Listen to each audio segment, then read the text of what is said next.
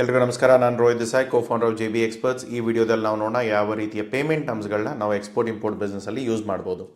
So ಇದ್ರ ಜೊತೆಗೆ ಈ ಫುಲ್ ವಿಡಿಯೋದಲ್ಲಿ ನಿಮಗೆ ಯಾವ ಥರದ ಪೇಮೆಂಟ್ ಟರ್ಮ್ಸ್ಗಳನ್ನ ನಾವು ಇಂಟರ್ನ್ಯಾಷನಲಿ ಯೂಸ್ ಮಾಡ್ತೇವೆ, ಅದರ ಅಡ್ವಾಂಟೇಜಸ್ ಏನು, ಅದರ ಡಿಸ್ಅಡ್ವಾಂಟೇಜಸ್ ಏನು, ಅದರಿಂದ ನನ್ನ ದುಡ್ಡು ಎಲ್ಲಿ ಸಿಕ್ಕಾಕ್ಕೊಳ್ಬೋದು, ಅಥವಾ ಯಾವ ಪೇಮೆಂಟಲ್ಲಿ ಯಾವ ಥರದ ರಿಸ್ಕ್ಗಳಿದೆ, ಪ್ರತಿಯೊಂದನ್ನು ಈ ಫುಲ್ ವಿಡಿಯೋದಲ್ಲಿ ಡಿಸ್ಕಸ್ ಮಾಡೋಣ. ಇದು ಒಂದು ವಿಡಿಯೋ ನಿಮ್ಮ ಕಂಪ್ಲೀಟ್ ಪೇಮೆಂಟ್ ಟರ್ಮ್ಸ್ಗಳು ಕ್ಲಿಯರ್ ಆಗುತ್ತೆ. ಸೊ ಮೊದಲನೇ ಆಪ್ಷನ್ ಏನಿದೆ, ಅಡ್ವಾನ್ಸ್ ಪೇಮೆಂಟ್. ಸೊ ನಾರ್ಮಲಿ ನಾವು ಅದನ್ನು ಪ್ರೀಪೇಮೆಂಟ್ ಅಂತ ಹೇಳ್ತೇವೆ. ಇನ್ನೂವರೆಗೂ ನಾನೇನು ಮೆಟೀರಿಯಲ್ ಮ್ಯಾನುಫ್ಯಾಕ್ಚರೇ ಮಾಡಿಲ್ಲ, ಅದರ ಮುಂಚೆ ನನಗೆ ದುಡ್ಡು ಬಂದಿದೆ. ಇದು ಕೂಡ ರಿಸ್ಕ್ ಇದೆ. ಇದರಲ್ಲಿ ಏನಾಗುತ್ತೆ, ನೀವು 100% ಅಡ್ವಾನ್ಸ್ ಬಂದರೆ ನೀವು ತುಂಬ ಸೇಫ್ ಆಗ್ತೀರಾ. ಬಟ್ ಆದರೆ 100% ಪೇಮೆಂಟ್ ಬಂದಿಲ್ಲ ಅಂದರೆ ಸ್ವಲ್ಪ ಏನೋ ಒಂದು 30% 20% ನೀವು ಅಡ್ವಾನ್ಸ್ ಪೇಮೆಂಟ್ ತೊಗೊಂಡಿರ್ಬೋದು. ಆದರೆ ನೀವು ಕೆಲಸನೂ ಸ್ಟಾರ್ಟ್ ಮಾಡಿರ್ತೀರಾ, ನೀವು ರಾ ಮೆಟೀರಿಯಲು ತೊಗೊಂಡು ಬಂದಿರ್ತೀರಾ, ಪ್ರತಿಯೊಂದು ಸ್ಟಾರ್ಟ್ ಆಗಿರುತ್ತೆ. ಆದರೆ ಮುಂದೆ ಬರುವ ಅಡ್ವಾನ್ಸ್ ಪೇಮೆಂಟ್ಗಳು ಬರಲಿಲ್ಲ ಅಂದರೆ ನೀವು ಅಡ್ವಾನ್ಸ್ ಪೇಮೆಂಟ್ ತೊಗೊಂಡು ಕೂಡ ಸಿಕ್ಕಾಕೊಳ್ತೀರ. ಯಾಕೆ ಏನಾಗುತ್ತೆ ಅಂದರೆ, ತುಂಬ ಸರಿ ಯಾವುದೇ ಮೆಟೀರಿಯಲ್ಗಳನ್ನ ನಾವು ಮ್ಯಾನುಫ್ಯಾಕ್ಚರ್ ಮಾಡ್ತಿರುವಾಗ ನಾವು ಏನೋ ಕಸ್ಟಮೈಸ್ಡ್ ಮ್ಯಾನುಫ್ಯಾಕ್ಚರಿಂಗ್ ಒಪ್ಕೊಳ್ತೇವೆ. ಫಾರ್ ಎಕ್ಸಾಂಪಲ್ ಶರ್ಟ್ಸ್ ಅಂದ್ಕೊಳ್ಳಿ. ಇವಾಗ ನಾನು ಶರ್ಟ್ಸ್ಗಳದ್ದು ರಾ ಮೆಟೀರಿಯಲ್ಗಳನ್ನ ಪರ್ಚೇಸ್ ಮಾಡ್ತೇನೆ. ಬಟ್ ಈ ಥರದ ರಾ ಮೆಟೀರಿಯಲ್ಲು ಈ ಕಂಪ್ನಿ ಬಿಟ್ಟರೆ ಬೇರೆ ಯಾವ ಕಂಪ್ನಿಗಳು ಕೇಳಲ್ಲ. ಸೊ ಹಾಗಿದ್ದಾಗ ಯಾವುದೇ ಥರದ ಕಸ್ಟಮೈಸೇಷನ್ ಆಪ್ಷನ್ ಇತ್ತು, ಅಥವಾ ಆ ಕಂಟ್ರಿ ಸೈಜಸ್ ಇರ್ಬೋದು, ಅಥವಾ ಬ್ರ್ಯಾಂಡ್ ಇರ್ಬೋದು, ಅಥವಾ ಎಂಬ್ರಾಯ್ಡ್ರಿ ಇರ್ಬೋದು, ಲೋಗೋ ಪ್ರಿಂಟಿಂಗ್ ಇರ್ಬೋದು, ಏನೇ ಇರ್ಬೋದು, ಬಟ್ ನೀವು ಆ ಪೇಮೆಂಟ್ ನೀವು ಮುಂಚೆ ತೊಗೊಳ್ಳಿಲ್ಲ, ಅಥವಾ 100% ಪೇಮೆಂಟ್ ಬಂದಿಲ್ಲ ಅಂದರೆ ನಿಮ್ಮ ದುಡ್ಡು ಸಿಕ್ಕಾಕೊಳ್ಳೋ ಚಾನ್ಸಸ್ ತುಂಬ ಇರುತ್ತೆ. ಸೊ ಇಲ್ಲಿ ಏನಂದರೆ, ನೀವು ಶಿಪ್ಮೆಂಟ್ ಮಾಡೋ ಮುಂಚೆನೇ ನಿಮಗೆ ದುಡ್ಡು ಬರಬೇಕು. ಇಲ್ಲಿ ಯಾವುದೇ ಥರದ ಪೇಮೆಂಟ್ ರಿಸ್ಕ್ಗಳು ನಿಮ್ಮ ಎಕ್ಸ್ಪೋರ್ಟರ್ಗಳಿಗಿರಲ್ಲ. ಅದೇ ನೀವೇನಾದರೂ ಇಂಪೋರ್ಟ್ ಮಾಡ್ತಾ ಇದ್ದೀರಾ, ಇವಾಗ ನೋಡಿ, ಇದು ಎಲ್ಲ ಪೇಮೆಂಟ್ ಟರ್ಮ್ಸ್ಗಳು ಸೇಮ್ ಇರುತ್ತೆ, ನೀವು ಎಕ್ಸ್ಪೋರ್ಟರ್ ಆಗಿ ಅಥವಾ ಇಂಪೋರ್ಟರ್ ಆಗಿ. ಇವಾಗ ನಿಮಗೆ ಎಕ್ಸ್ಪೋರ್ಟರ್ ಆದಾಗ ನಿಮಗೇನಿಲ್ಲಿ ಲಾಭಗಳು ಕಾಣ್ತಾ ಇದೆಯೋ, ಇದೇ ನೀವು ಇಂಪೋರ್ಟರ್ ಆದರೆ ಇದೇ ಲಾಭಗಳು ನಿಮಗೆ ಲಾಸ್ ಆಗಿ ಕಾಣುತ್ತೆ. ಇದನ್ನು ನೀವು ಕ್ಯಾಲ್ಕುಲೇಟ್ನ ಕರೆಕ್ಟಾಗಿ ಮಾಡಿಕೊಂಡು ನೀವು ಬಿಸ್ನೆಸ್ನ ಪ್ಲ್ಯಾನ್ ಮಾಡ್ಕೊಳ್ಳಿ. ಸೊ ಇದರಲ್ಲಿ ಫಾರ್ ಎಕ್ಸಾಂಪಲ್ ಏನಂತಂದರೆ, ಇವಾಗ JB ಎಕ್ಸ್ಪರ್ಟ್ಸ್ ಅವ್ರು ಏನು ಮಾಡ್ತಾರೆ, ಒಂದು ಟರ್ಮರಿಕ್ ಎಕ್ಸ್ಪೋರ್ಟ್ ಮಾಡ್ತಾಯಿದ್ದಾರೆ. ಸೌತ್ ಆಫ್ರಿಕನ್ ಬಾಯರ್ ಇದ್ದಾರೆ. ಇದು first time order. Supplier Bayar ಬಗ್ಗೆ ನಮಗೇನು ಗೊತ್ತಿಲ್ಲ, ಅಥವಾ ನಾನು ಕ್ರೆಡಿಟ್ ಕೊಟ್ಕೊಳ್ಳೋಕ್ಕೂ ಒಪ್ಕೊಳ್ಳಲ್ಲ. ಅವಾಗ ನಾನೇನು ಮಾಡ್ತೇನೆ, ನಾನು ಫಸ್ಟ್ ಟೈಮ್ ಆರ್ಡರ್ಸ್ ಇದೆ ಸರ್, 100% ಪೇಮೆಂಟ್ ಅಡ್ವಾನ್ಸ್ ಮಾಡಿ ಬಿಫೋರ್ ಡಿಸ್ಪ್ಯಾಚ್ ಅಂದಾಗ ಏನಾಗುತ್ತೆ, 10%, ಇಲ್ಲೇನಾಗ್ಬಿಡುತ್ತೆ 10% ಪ್ಲಸ್ 10%, ಈ ಥರ ಮಾಡ್ತಾ ಏನಾಗುತ್ತೆ, ಕಂಪ್ಲೀಟ್ 100%ನ ನಾವು ರೀಚ್ ಆಗ್ತದೆ. ಸೊ ಹೀಗಾಗೋ ಸಿಚುವೇಷನಲ್ಲಿ ಒಂದು ವೇಳೆ ಇವರು ಅವರ ಪ್ಯಾಕಿಂಗಲ್ಲಿ ಮಾಡೋಕ್ಕೆ ಹೇಳಿದರು, ಸರ್ ನಮ್ಮ ಬ್ರ್ಯಾಂಡಿಂಗಲ್ಲೇ ಮಾಡಿಕೊಡಿ, ಪ್ಯಾಕೇಜಿಂಗ್ ಈ ಥರ ಇರಬೇಕು, ನಮ್ಮ ಡಿಸೈನ್ಸ್ ಎಲ್ಲ ಕಳಿಸ್ತೇವೆ, ಅದನ್ನು ಪ್ರಿಂಟ್ ಮಾಡಿಸ್ಕೊಂಡು ಪ್ಯಾಕೇಜಿಂಗ್ ಸ್ಟಾರ್ಟ್ ಮಾಡಿ. ಇವಾಗ ನಾನು 100% ತೊಗೊಳ್ಳಲ್ಲ ಸ್ಟಾರ್ಟಿಂಗಿಗೆ. ನಾನೇನು ಹೇಳ್ತಾ ಇದ್ದೇನೆ, 100% ಪೇಮೆಂಟ್ ಬಿಫೋರ್ ಡಿಸ್ಪ್ಯಾಚ್. ಅಂದರೆ ಮೆಟೀರಿಯಲ್ ರೆಡಿ ಮಾಡ್ತಾನೆ, ಅದಾದಮೇಲೆ ನೀವು ಮೆಟೀರಿಯಲ್ ಹೊರಗಡೆ ಹೋಗೋ ಮುಂಚೆ ನೀವು 100% ಕೊಡಿ. ಆದರೆ ನಾನು ಇವಾಗ ಕಸ್ಟಮೈಸೇಷನ್ ಒಪ್ಕೊಂಡಿದ್ದೇನೆ. ಇವಾಗ ಮೆಟೀರಿಯಲ್ ಆಲ್ರೆಡಿ ಪ್ಯಾಕ್ ಆಗ್ತಾ ಇದೆ, ಅವರ ಬ್ಯಾಗಲ್ಲಿ ಅವರ ಡಿಸೈನ್, ಅವರ ಲೋಗೋ, ಅವರ ಬ್ರ್ಯಾಂಡಿಂಗ್, ಅವರ ಹೇಳಿರೋ ಟೆಕ್ಸ್ಚರ್ಸಲ್ಲಿ, ಕಲರಲ್ಲಿ ಪ್ಯಾಕ್ ಆಗ್ತದೆ. ಇವಾಗ ಒಂದು ವೇಳೆ ಅವರು ನನಗೆ 50% ಅಥವಾ 60%ವರೆಗೂ ಪೇಮೆಂಟ್ ಕೊಟ್ಟರು, ಅದಾದಮೇಲೆ ಇನ್ನೂ 40% ಪೇಮೆಂಟೇ ಬರಲಿಲ್ಲ, ಡಿಲೇ ಆಗೋಕ್ಕೆ ಸ್ಟಾರ್ಟ್ ಆಗಿದೆ. ಸೊ ಇವಾಗ ನಾನು ಏನು ಮಾಡಲಿ? ಇವಾಗ 60% ಪೇಮೆಂಟ್ ಇಸ್ಕೊಂಡು ಉಳಿದಿರೋದನ್ನು ನಾನು ಬಿಡೋಕ್ಕೂ ಆಗಲ್ಲ, ಅಥವಾ ಆ ಮೆಟೀರಿಯಲ್ಗಳನ್ನ ಬೇರೆದವ್ರಿಗೆ ಹೇಗೆ ಕೊಡ್ತೀರಾ? ಯಾಕೆಂದರೆ ಅದನ್ನು ಬೇರೆ ಕಂಪನಿ ಹೆಸರು ಮೇಲೆ ಮಾಡಿದ್ದೀರಾ, ಆ ಪ್ಯಾಕೇಜಿಂಗೇ ಬೇರೆ ಇದೆ, ಅದು ಕಂಪ್ಲೀಟ್ಲಿ ನೀವು ಸೌತ್ ಆಫ್ರಿಕಾ ಅದು ಇದು ಅಂತ ಎಲ್ಲ ಬರೆದಿರೋದಿರುತ್ತೆ, ಅಲ್ಲಿ ಬೇಕಾಗಿರೋ ಲ್ಯಾಂಗ್ವೇಜ್ ಅಕಾರ್ಡಿಂಗ್ಲಿ ಬರೆದಿರ್ತೀರ. ಸೊ ಈ ಥರದ ವಿಷಯಗಳಿದ್ದಾಗ ನೀವು 100% ಪೇಮೆಂಟ್ಸ್ ಬಿಫೋರ್ ಡಿಸ್ಪ್ಯಾಚ್ ಅಲ್ಲ, at the time of processing ತೊಗೋಬೇಕಾಗತ್ತೆ. ಆ ಥರದ್ದು ಏನಾದರೂ ಪೇಮೆಂಟ್ ಟರ್ಮ್ಸ್ ಆಗಿಲ್ಲ ಅಂದರೆ, ಅಥವಾ ಕಸ್ಟಮೈಸೇಷನ್ ಯಾವ ಪಾಯಿಂಟಿಗೆ ಸ್ಟಾರ್ಟ್ ಮಾಡಬೇಕು, ಲಾಸ್ಟ್ ಪಾಯಿಂಟ್. ನಿಮ್ಮ ಮೆಟೀರಿಯಲ್ ಎಲ್ಲ ರೆಡಿ ಆಗಿದೆ, ರಾ ಮೆಟೀರಿಯಲ್ ತೊಗೊಂಡು ಬಂದಿದ್ದೀರಾ, ಎಲ್ಲ ರೆಡಿ ಮಾಡ್ಕೊಂಡಿದ್ದೀರಾ, ಪ್ಯಾಕೇಜಿಂಗ್ ಏನಿದೆ, ಕಸ್ಟಮೈಸೇಷನ್ ಎಲ್ಲಿಂದ ಸ್ಟಾರ್ಟ್ ಆಗುತ್ತೆ ಅಲ್ಲಿವರೆಗೂ ನಿಮ್ಮ 100% ಕ್ಲಿಯರ್ ಆಗಬೇಕು. ಇಲ್ಲದೆ ಹೋದರೆ ನಿಮ್ಮ ಅಡ್ವಾನ್ಸ್ ಪೇಮೆಂಟಲ್ಲೂ ಕೂಡ ಜನ ಸಿಕ್ಕಾಕೊಳ್ತಾರೆ. ತುಂಬ ವಿಷಯ ಆ ಥರ ಆಗಿದೆ. ಸೊ ಏನಾಗುತ್ತೆ, ಲಾಸ್ಟಿಗೆ ಏನೇನು ಪ್ಯಾಕ್ ಮಾಡಿದ್ರು ಅವ್ರ ಪೇಮೆಂಟು ಒಂದು 10-15 ದಿನ ವೆಯ್ಟ್ ಮಾಡಿದ್ರು ಕೂಡ ಅವ್ರ ಕಡೆಯಿಂದ ಪೇಮೆಂಟ್ ಬರಲ್ಲ. ಅದನ್ನೆಲ್ಲ ವೇರ್ ಹೌಸ್ ಕಾಸ್ಟ್ ಇರುತ್ತೆ, ಪ್ರತಿಯೊಂದು ಕಾಸ್ಟ್ ಇರುತ್ತೆ. ಆವಾಗ ಮತ್ತೆ ಅದನ್ನು ಏನು ಅವರ ಹೆಸರಲ್ಲಿ ಪ್ಯಾಕ್ ಮಾಡಿರ್ತೀರ ಅದನ್ನು ಕಟ್ ಮಾಡಿ, ಮತ್ತೆ ಓಪನ್ ಮಾಡಿಸಿ, ಅನ್ಪ್ಯಾಕ್ ಮಾಡಿ, ಅದನ್ನು ಮತ್ತೆ ರೀಬಲ್ಕ್ ಪ್ಯಾಕೇಜಿಂಗ್ ಮಾಡಿ ಮತ್ತೆ ಎಕ್ಸ್ಪೋರ್ಟ್ ಮಾಡೋಂಥ ಸಿಚುವೇಷನ್ ಬಂದಿರುತ್ತೆ. ಬಟ್ 60% ಪೇಮೆಂಟ್ ನಿಮ್ಮ ಹತ್ರ ಇರುತ್ತೆ. ಹಾಗಂತ ಹೇಳಿ ನಿಮ್ಮ ಉಳಿದಿರೋ ಪೇಮೆಂಟ್ ಬರಲಿಲ್ಲ ಅಂದರೆ ಹೇಗೆ ಲಾಭ? ಸೊ ಟರ್ಮರಿಕಲ್ಲಿ ಏನೋ 40% ಎಲ್ಲ ಮಾರ್ಜಿನ್ ಇಲ್ಲ. ಸೊ ಹಾಗಿದ್ದಾಗ ಆಟೋಮೆಟಿಕ್ಲಿ ನಾವು ಸಿಕ್ಕಾಕೊಂಡಕ್ಕಾಗತ್ತೆ. ಸೊ ಈ ಥರ ಸಿಚುವೇಷನ್ಸ್ ಬಂದಾಗ ದಯಮಾಡಿ ನಿಮ್ಮ ಅಡ್ವಾನ್ಸ್ ಪೇಮೆಂಟ್, ಅದು ಎಸ್ಪೆಷಲಿ ಕಸ್ಟಮೈಸೇಷನ್ ಇದ್ದಾಗ 100% ಅಡ್ವಾನ್ಸ್ ಪೇಮೆಂಟ್ ಇಸ್ಕೊಂಡೇ ನೀವು ಮುಂದಿನ ಕೆಲಸ ಮಾಡಿ, ಇಲ್ಲಾಂದರೆ ಸಿಕ್ಕಾಕೊಳ್ಳೋ ಚಾನ್ಸಸ್ ತುಂಬ ಇರುತ್ತೆ. ಇಲ್ಲಿ ಒಂದು ಸರಿ ಪೇಮೆಂಟ್ ಬಂದ ಮೇಲೆ ಮಾತ್ರ ನಮ್ಮ ಮೆಟೀರಿಯಲ್ ಡಿಸ್ಪ್ಯಾಚ್ ಆಗುತ್ತೆ. ಇಲ್ಲಿ ಡಿಸ್ಪ್ಯಾಚ್ ಆಗೋ ಮುಂಚೆನೇ ತುಂಬ ಜನ ಸಿಗಾಕೊಂಡಿರೋದು ನೋಡಿದೆ ನಾನು. ಸರ್ 10% ಅಡ್ವಾನ್ಸ್ ಕೊಟ್ಬಿಟ್ಟಿದ್ದಾರೆ, ನಾನು ಆಲ್ರೆಡಿ ಮೆಟೀರಿಯಲ್ ತೊಗೊಂಡ್ಬಿಟ್ಟಿದ್ದೇನೆ, ತರಿಸ್ಬಿಟ್ಟಿದ್ದೇನೆ, ರಾ ಮೆಟೀರಿಯಲ್ಸ್ ಎಲ್ಲ ಆಲ್ರೆಡಿ ಫ್ಯಾಕ್ಟ್ರಿಯಲ್ಲಿ ಬಿದ್ದಿದೆ ಸರ್, ಇವಾಗ ಫೋನ್ ಎತ್ತಾ ಇಲ್ಲ ಅವರು.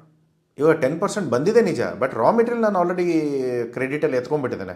ಅದು ಮತ್ತು 100% ಮೆಟೀರಿಯಲ್. ಯಾಕಂದರೆ ಇವಾಗ ಆರ್ಡರ್ ಅಂತೂ ಕೈಯಲ್ಲಿದೆ ಅನ್ನೋ ಕಾನ್ಫಿಡೆನ್ಸಲ್ಲಿ ನಾನೇನು ಮಾಡ್ತೇನೆ, ರಾ ಮೆಟೀರಿಯಲ್ ನನಗೆ ಎಷ್ಟು ಬೇಕೋ ಫುಲ್ ಲೋಡ್ ಮಾಡ್ಕೊಂಡ್ಬಿಡ್ತಾನೆ. ಯಾಕಂದರೆ ಯಾವಾಗ ಹೆಚ್ಚಿಗೆ ತೊಗೊಳ್ತಾರೆ ಅವಾಗ ರೇಟ್ ಕಡಿಮೆ ಆಗೋದು. ನಾವು ಒಂದು 4 ರೂಪಾಯಿ ಹೆಚ್ಚಿಗೆ ಬರುತ್ತೆ ನಾವು ಇದಕ್ಕೆ ಬಲ್ಕಲ್ಲಿ ತರಿಸ್ಕೊಳ್ತಾನೆ, ನಾನು ಇಲ್ಲಿ ಸಿಕ್ಕಾಕೊಳ್ತಾನೆ.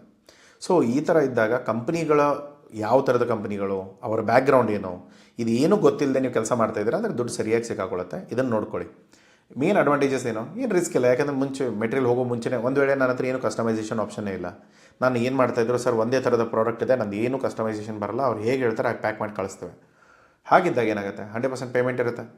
ಇವನಿಲ್ಲ ಅಂದರೆ ನಾನು ಇನ್ನೊಬ್ಬ, ಯಾಕೆಂದರೆ ಸಪ್ಲೈಯರ್ಗಳು ನಾವು ಬೇಕಂದರೆ ಇವಾಗ ನನಗೊಂದು 30-40% ಅಡ್ವಾನ್ಸ್ ಬಂದಿದೆ ಅಂದರೆ ನಾನು ಅದನ್ನೇ ಡಿಸ್ಕೌಂಟ್ ಮಾಡಿಬಿಡ್ತಾನೆ.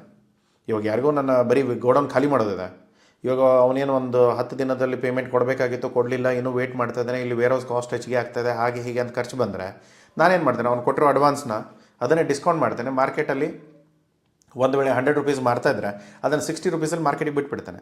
ಲೋಕಲಲ್ಲಿ ಕೂಡ ತೊಗೊಳ್ತಾರೆ. ನನಗೇನು ಎಕ್ಸ್ಪೋರ್ಟಿಗೆ ಮಾಡಬೇಕಂತ ಇಲ್ಲ ಅವಾಗಿನ ಸಿಚುವೇಷನಲ್ಲಿ. ನನಗೇನು ಆ ಮೆಟೀರಿಯಲ್ ಸಿಗಾಕೊಂಡಿದೆ, ನಾನು ದುಡ್ಡು ಸಿಗಾಕೊಂಡಿದೆ, ದುಡ್ಡು ತೊಗೋಬೇಕು, ಸರಿ 30-40% ಏನಿದೆ ಬಂದಿದೆಯೋ ಅದನ್ನು ಡಿಸ್ಕೌಂಟ್ ಮಾಡಿ ಮಾರ್ಕೆಟಿಗೆ ಬಿಟ್ಬಿಡ್ತಾನೆ, ನನ್ನ ದುಡ್ಡು ನನಗೆ ಬಂದುಬಿಡುತ್ತೆ. ಸೊ ಈ ಥರ ತುಂಬ ಆಪ್ಷನ್ಗಳು ನಿಮ್ಮ ಹತ್ರ ಇರಬೇಕಾಗತ್ತೆ. ಯಾವುದಕ್ಕಾದರೂ ರೆಡಿ ಇರಬೇಕು. ಎಕ್ಸ್ಪೋರ್ಟ್ ಇಂಪೋರ್ಟ್ ಬಿಸ್ನೆಸ್ಸಲ್ಲಿ ಹೇಗೆ ಅಂತಂದರೆ ಸರ್ ಇದೇ ಥರ ಆಗುತ್ತೆ, ಇದು ಐಡಿಯಲ್ ಸಿಚುವೇಷನ್. ಏನು, ನಿಮ್ಮ ಪೇಮೆಂಟ್ಗಳು ನೀವು ಶಿಪ್ಮೆಂಟ್ ಮಾಡೋ ಮುಂಚೆ ನಿಮಗೆ ಬರುತ್ತೆ, ಇದು ನಿಮ್ಮ ಐಡಿಯಲ್ ಸಿಚುವೇಷನ್ ಆಗ್ಬೋದು. ಪ್ರತಿಯೊಂದು ಸರಿನೂ ಈ ಥರ ತೊಂದರೆಗಳಾಗುತ್ತೆ ಅಂತ ಹೇಳಲ್ಲ ನಾನು, ಆದರೆ ಆಗುತ್ತೆ ಅನ್ನೋ ಆಪ್ಷನ್ ತಲೆಯಲ್ಲಿರಲಿ. ಸೊ ಇದರಲ್ಲಿ ಏನಾಗುತ್ತೆ, ಮುಂಚೆನೇ ದುಡ್ಡು ಬಂದುಬಿಡುತ್ತೆ, ಎಕ್ಸ್ಪೋರ್ಟರ್ ಮಾತ್ರ ಸೇಫ್ ಆಗಿಬಿಡ್ತಾನೆ. ಇವಾಗ ಇನ್ನೊಂದು ಸಿಚುವೇಷನ್ ಇದೆ, ತುಂಬ ಜನ ಇದ್ದಾರೆ ಇಂಡಿಯಾದಲ್ಲಿ, ಇಷ್ಟು ದೊಡ್ಡ ಪಾಪ್ಯುಲೇಷನ್ದಲ್ಲಿ ಒಂದು 4 ಜನ ಕಳ್ಳರಂತೂ ಇದ್ದೇ ಇರ್ತಾರೆ. ಇವಾಗ ನೋಡಿ, ಬಾಯರ್ಗಳು ಏನಾಗ್ತಾರೆ, ಒಂದು ಫಸ್ಟ್ ಅಡ್ವಾನ್ಸ್ ಪೇಮೆಂಟ್ ಅಂದ ತಕ್ಷಣ ಬಾಯರ್ ಏನು ಮಾಡ್ತಾನೆ, ಇಲ್ಲ ಸರ್ ಆಗಲ್ಲ, ದುಡ್ಡು ಕೊಡಲ್ಲ ಮುಂಚೆ, ಅವಾಗ ಆಟೋಮೆಟಿಕ್ಲಿ ಆರ್ಡರ್ ಹೋಗಿಬಿಡುತ್ತೆ. ಇವಾಗ ನೀವು ಯಾವ ಸಿಚುವೇಷನಲ್ಲಿ ಇದ್ದೀರಾ, ಆರ್ಡರ್ ಬೇಕೇ ಬೇಕಾ, ಅಥವಾ ಆರ್ಡರ್ ಸ್ವಲ್ಪ ನನ್ನ ಪೇಮೆಂಟ್ ಟೈಮಲ್ಲಿ ಬಂದರೆ ಮಾತ್ರ ಕೆಲಸ ಮಾಡ್ತಾನೆ, ಇಲ್ಲಾಂದರೆ ಬೇಡ, ಆ ಸಿಚುವೇಷನಲ್ಲಿ ಇದ್ದೀರಾ. ಇವಾಗ ಕೆಲವೊಂದು ಸರಿ ಏನಾಗುತ್ತೆ, ಫ್ಯಾಕ್ಟ್ರಿಗಳೆಲ್ಲ ತುಂಬ ಪ್ರೊಡಕ್ಷನ್ ಲೈನಲ್ಲಿರುತ್ತೆ, ಅವ್ರ ಫಿಕ್ಸ್ ಕಾಸ್ಟ್ ಅಂತೂ ಎಲ್ಲೂ ಹೋಗಲ್ಲ. ಲೇಬರ್ಗಳು, ಮಷೀನು, ರೆಂಟು, ಬಾಡಿಗೆ, ಪ್ಲಸ್ ಅದು ಲೋನ್ ತೊಗೊಂಡಿರೋದು ಎಲ್ಲವೂ ಟೈಮಲ್ಲಿ ದುಡ್ಡು ಹೋಗ್ತಾನೆ ಇರುತ್ತೆ. ಆ ಟೈಮಲ್ಲಿ ಸರ್ ಅಟ್ಲೀಸ್ಟ್ ನನ್ನ ಮೆಟೀರಿಯಲ್ ಆದರೂ ಪ್ರೊಡಕ್ಷನ್ ಆಗ್ತಾಯಿದೆ, ಅಡ್ವಾನ್ಸ್ ಬರದೇ ಹೋದ್ರೂ ಚಿಂತೆ ಇಲ್ಲ, ಮೆಟೀರಿಯಲ್ನ ಹೊರಗಡೆ ಹಾಕೋಣ ಅನ್ನೋ ಮೈಂಡ್ ಸೆಟ್ಟಲ್ಲಿರೋ ಜನನೂ ಇರ್ತಾರೆ. ಸೊ ಹೀಗೆ ಆ ಥರದ ಸಿಚುವೇಷನಲ್ಲಿ ಇದ್ದರೆ ನೀವು ಬೇರೆ ಪೇಮೆಂಟ್ ನಮ್ಗಳನ್ನ ಚೂಸ್ ಮಾಡ್ಬೋದು. ಬಟ್ ಅಡ್ವಾನ್ಸ್ ಪೇಮೆಂಟ್ ಸಿಗೋದಾದರೆ ತುಂಬ ಕಡಿಮೆ. ಯಾಕೆ, ಇಲ್ಲಿ ಬಾಯರ್ ತುಂಬ ರಿಸ್ಕಲ್ಲಿರ್ತಾನೆ.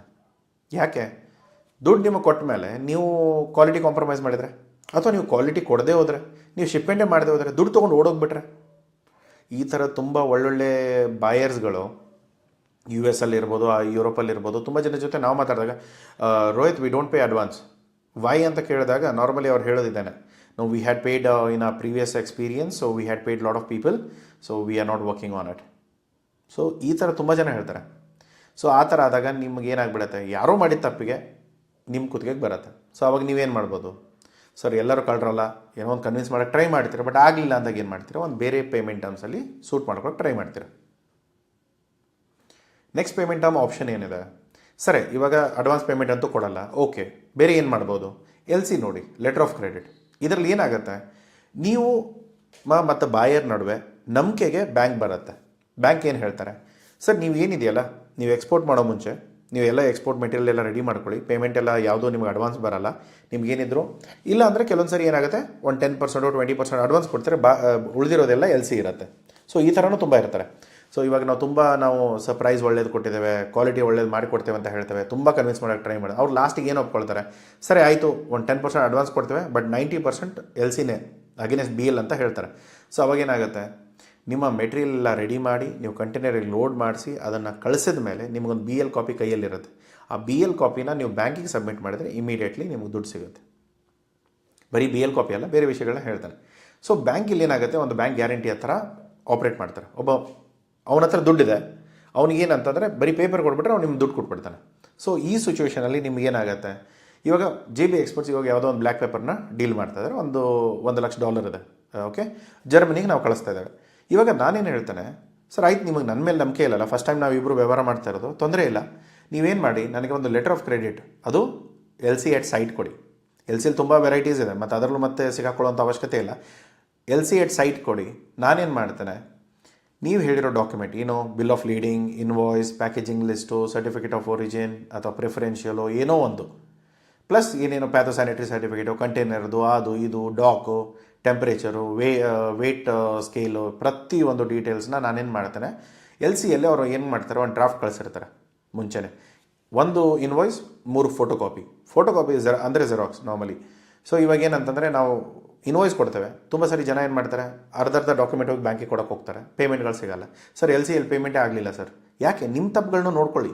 ಯಾಕೆಂದರೆ ಎಲ್ ಸಿ ವ್ಯಾಲ್ಯೂ ಏನಿದೆ ಗೊತ್ತಾ, ಇದರ ವ್ಯಾಲ್ಯೂ 0 ಅಂಟಿಲ್ ನೀವು ಎಲ್ಲ ಡಾಕ್ಯುಮೆಂಟ್ಸ್ ತೊಗೊಂಡು ಹೋಗಿ ಬ್ಯಾಂಕಿಗೆ ಕೊಡದೇವರೆಗೂ. ಸೊ ಎಲ್ ಸಿ ಏನು ವ್ಯಾಲ್ಯೂ ಇದೆ? ನೀವೇನಾದರೂ ಸರಿಯಾಗಿ ಪ್ಯಾಕಿಂಗೇ ಮಾಡಿಲ್ಲ, ಕ್ವಾಲಿಟಿ ಇನ್ಸ್ಪೆಕ್ಷನ್ ಹೇಳಿರ್ತಾರೆ ಅವರು, ಆ ಇನ್ಸ್ಪೆಕ್ಷನ್ ಸರ್ಟಿಫಿಕೇಟ್ ಕೊಟ್ಟಿರಲ್ಲ ಅಥವಾ ಇನ್ಸ್ಪೆಕ್ಷನೇ ಮಾಡಿಸಿಲ್ಲ. ಸೊ ಈ ಥರ ಇದ್ದಾಗ ನಿಮ್ಮ ತಪ್ಪುಗಳಿಗೆ ಯಾರು ಏನು ಮಾಡೋಕ್ಕೆ ಬರಲ್ಲ. ಸೊ ಪ್ರಾಪರಾಗಿ ನೀವೇನು ಎಲ್ ಸಿ ಎಲ್ಲಿ ಒಪ್ಕೊಂಡಿದ್ದೀರಾ ಅವೆಲ್ಲ ಡಾಕ್ಯುಮೆಂಟ್ಗಳನ್ನ ಮುಂಚೆನೇ ಕರೆಕ್ಟಾಗಿ ನೀವು ಚೆಕ್ ಮಾಡಿಸಿ ಅದನ್ನು ಬ್ಯಾಂಕಿಗೆ ಸಬ್ಮಿಟ್ ಮಾಡಿದರೆ ಆನ್ ಸ್ಪಾಟ್ ನಿಮಗೆ ದುಡ್ಡು ಸಿಗುತ್ತೆ. ಆನ್ ಸ್ಪಾಟ್ ಅಂದರೂ ಕೂಡ 3 ದಿನ ತೊಗೊಳುತ್ತೆ, ಬಟ್ ಅಟ್ಲೀಸ್ಟ್ ನಿಮ್ಮ ಬ್ಯಾಂಕ್ ಹತ್ರ ದುಡ್ಡಿದೆ, ಬಾಯರ್ ಹತ್ರ ದುಡ್ಡಿಲ್ಲ. ಯಾಕಂದರೆ ಇನ್ನೊಂದೇನು ಡೌಟ್ ಅಂದರೆ, ಸರ್ ಬಾಯರ್ ದುಡ್ಡು ತೊಗೊಂಡು ಓಡೋಗ್ಬಿಟ್ರೆ ನಾನು ಆಲ್ರೆಡಿ ಕಳಿಸ್ಬಿಟ್ಟಿದ್ದಾನಲ್ಲ ಮೆಟೀರಿಯಲ್, ಮುಂದೆ ಏನು ಕತೆ ನಂದು. ಸೊ ಅವಾಗ ಏನಾಗುತ್ತೆ, ನೀವು ಆ್ಯಸ್ ಅ ಬ್ಯಾಂಕ್ ಇದ್ದಾಗ ಬ್ಯಾಂಕ್ ಅವ್ರ ಹತ್ರ ನೀವು ಆಟೋಮೆಟಿಕ್ಲಿ ಸಬ್ಮಿಟ್ ಮಾಡಿ ಮುಂದಿನ ಕೆಲಸಗಳು ಆಟೋಮೆಟಿಕ್ಲಿ ಸಲೀಸಾಗಿ ಆಗುತ್ತೆ. ಇದರಲ್ಲಿ ತುಂಬ ವಿಷಯಗಳು ಏನಂತಂದರೆ, ಇವಾಗ ಬ್ಯಾಂಕ್ಗಳು ಸರಿ ಇರಲ್ಲ, ಪೇಮೆಂಟು ಫೀಸ್ಗಳು ತೊಗೊಳ್ತಾರೆ, ಕತೆಗಳನ್ನ ಹೇಳೋಕ್ಕೆ ಸ್ಟಾರ್ಟ್ ಮಾಡ್ತಾರೆ. ಸೊ ಅದಕ್ಕೆ ನೀವು ಪ್ರತಿ ಸರಿ ಯಾವುದೇ ಬ್ಯಾಂಕ್ ಜೊತೆ ಮಾತಾಡುವಾಗ ಅಥವಾ ಯಾವುದೇ ಬ್ಯಾಂಕ್ ಜೊತೆ ನೀವು ವ್ಯವಹಾರ ಮಾಡ್ತೀರಾ ಅಂದರೆ ದಯಮಾಡಿ ಕರೆಕ್ಟಾಗಿ ಎಲ್ಲ ಫೀಸ್ಗಳು, ಸ್ಟ್ರಕ್ಚರ್ಸ್ ಏನಿದೆ, ಅವ್ರ ಏನು ಕಮಿಷನ್ ಇದೆ, ಕೊರಿಯರ್ ಚಾರ್ಜಸ್ ಏನಂತಾರೆ ಅಥವಾ ಎಲ್ ಸಿ ಕಮ್ಯುನಿಕೇಷನ್ ಚಾರ್ಜಸ್ ಏನಂತಾರೆ. ಆಮೇಲೆ ಇದರಲ್ಲಿ ಇನ್ನೊಂದು ಏನಂದರೆ, ಇವಾಗ ನೋಡಿ ಎಲ್ ಸಿ ಖರ್ಚುಗಳು ಬರುತ್ತೆ. ಸರ್ ಈ ಎಲ್ ಸಿ ಖರ್ಚುಗಳನ್ನ ಯಾರು ತೊಗೊಳ್ತಾರೆ? ಇದು ಯಾರಿಗೆ ರಿಸ್ಕ್ ಕಡಿಮೆ ಆಗ್ತಾ ಇರೋದು? ಬಾಯರ್ ಇರ್ತಾನೆ, ಅವ್ನು ತೊಗೊಳ್ತಾನೆ ಖರ್ಚನ್ನ. ಇವಾಗ ನಿಮಗೇನಾದರೂ ಲಾಭ ಇದ್ದರೆ ನನಗದು ಅಡ್ವಾನ್ಸ್ ಬೇಕು, ನನಗೆ ಅಡ್ವಾನ್ಸ್ ಕೊಟ್ಬಿಡಪ್ಪ, ನಾನು ಕೆಲಸ ಮಾಡ್ತೇನೆ. ಬಟ್ ಆದರೆ ಇಲ್ಲಿ ಜರ್ಮನಿ ಬಾಯರಿಗೆ ಬೆನಿಫಿಟ್ ಆಗ್ತಾ ಇರೋದು, ನನಗೇನಲ್ಲ ಅಲ್ತಾನೆ. ನನಗೆ ಅಡ್ವಾನ್ಸ್ ಕೊಟ್ಟರು ನಾನು ಅದೇ ಕೆಲಸ ಮಾಡೋದು, ಅಥವಾ ನಾವು ಎಲ್ ಸಿ ಕೊಟ್ಟರು ನಾನು ಅದೇ ಕೆಲಸ ಮಾಡೋದು. ಎಲ್ ಸಿ ಕೊಟ್ಟರು ನನಗಿನ್ನೂ ಏನಂತಂದರೆ, ಎಲ್ಲ ಮಾಡಿದ ಮೇಲೆ ನನಗೆ ಉಳಿದಿರೋ 90% ಪೇಮೆಂಟ್ ಬರುತ್ತೆ, ಅಥವಾ 100% ಪೇಮೆಂಟ್ ನನಗೆ ಆಮೇಲೆ ಬರುತ್ತೆ. ಸೊ ಹೀಗಿದ್ದಾಗ ನನ್ನ ದುಡ್ಡು ಸಿಕ್ಕಾಕೊಳ್ಳುವಾಗ ನಾನೇನು ಹೇಳೋದು, ಈ ಎಲ್ ಸಿ ಖರ್ಚು ನನ್ನ ಮೇಲೆ ಏನಕ್ಕೆ ಹಾಕ್ತೀಯಪ್ಪ, ಅದನ್ನೆಲ್ಲ ನೀನು ಹಾಕೋ, ನೀನೇ ನೋಡ್ಕೋ ಅದನ್ನು.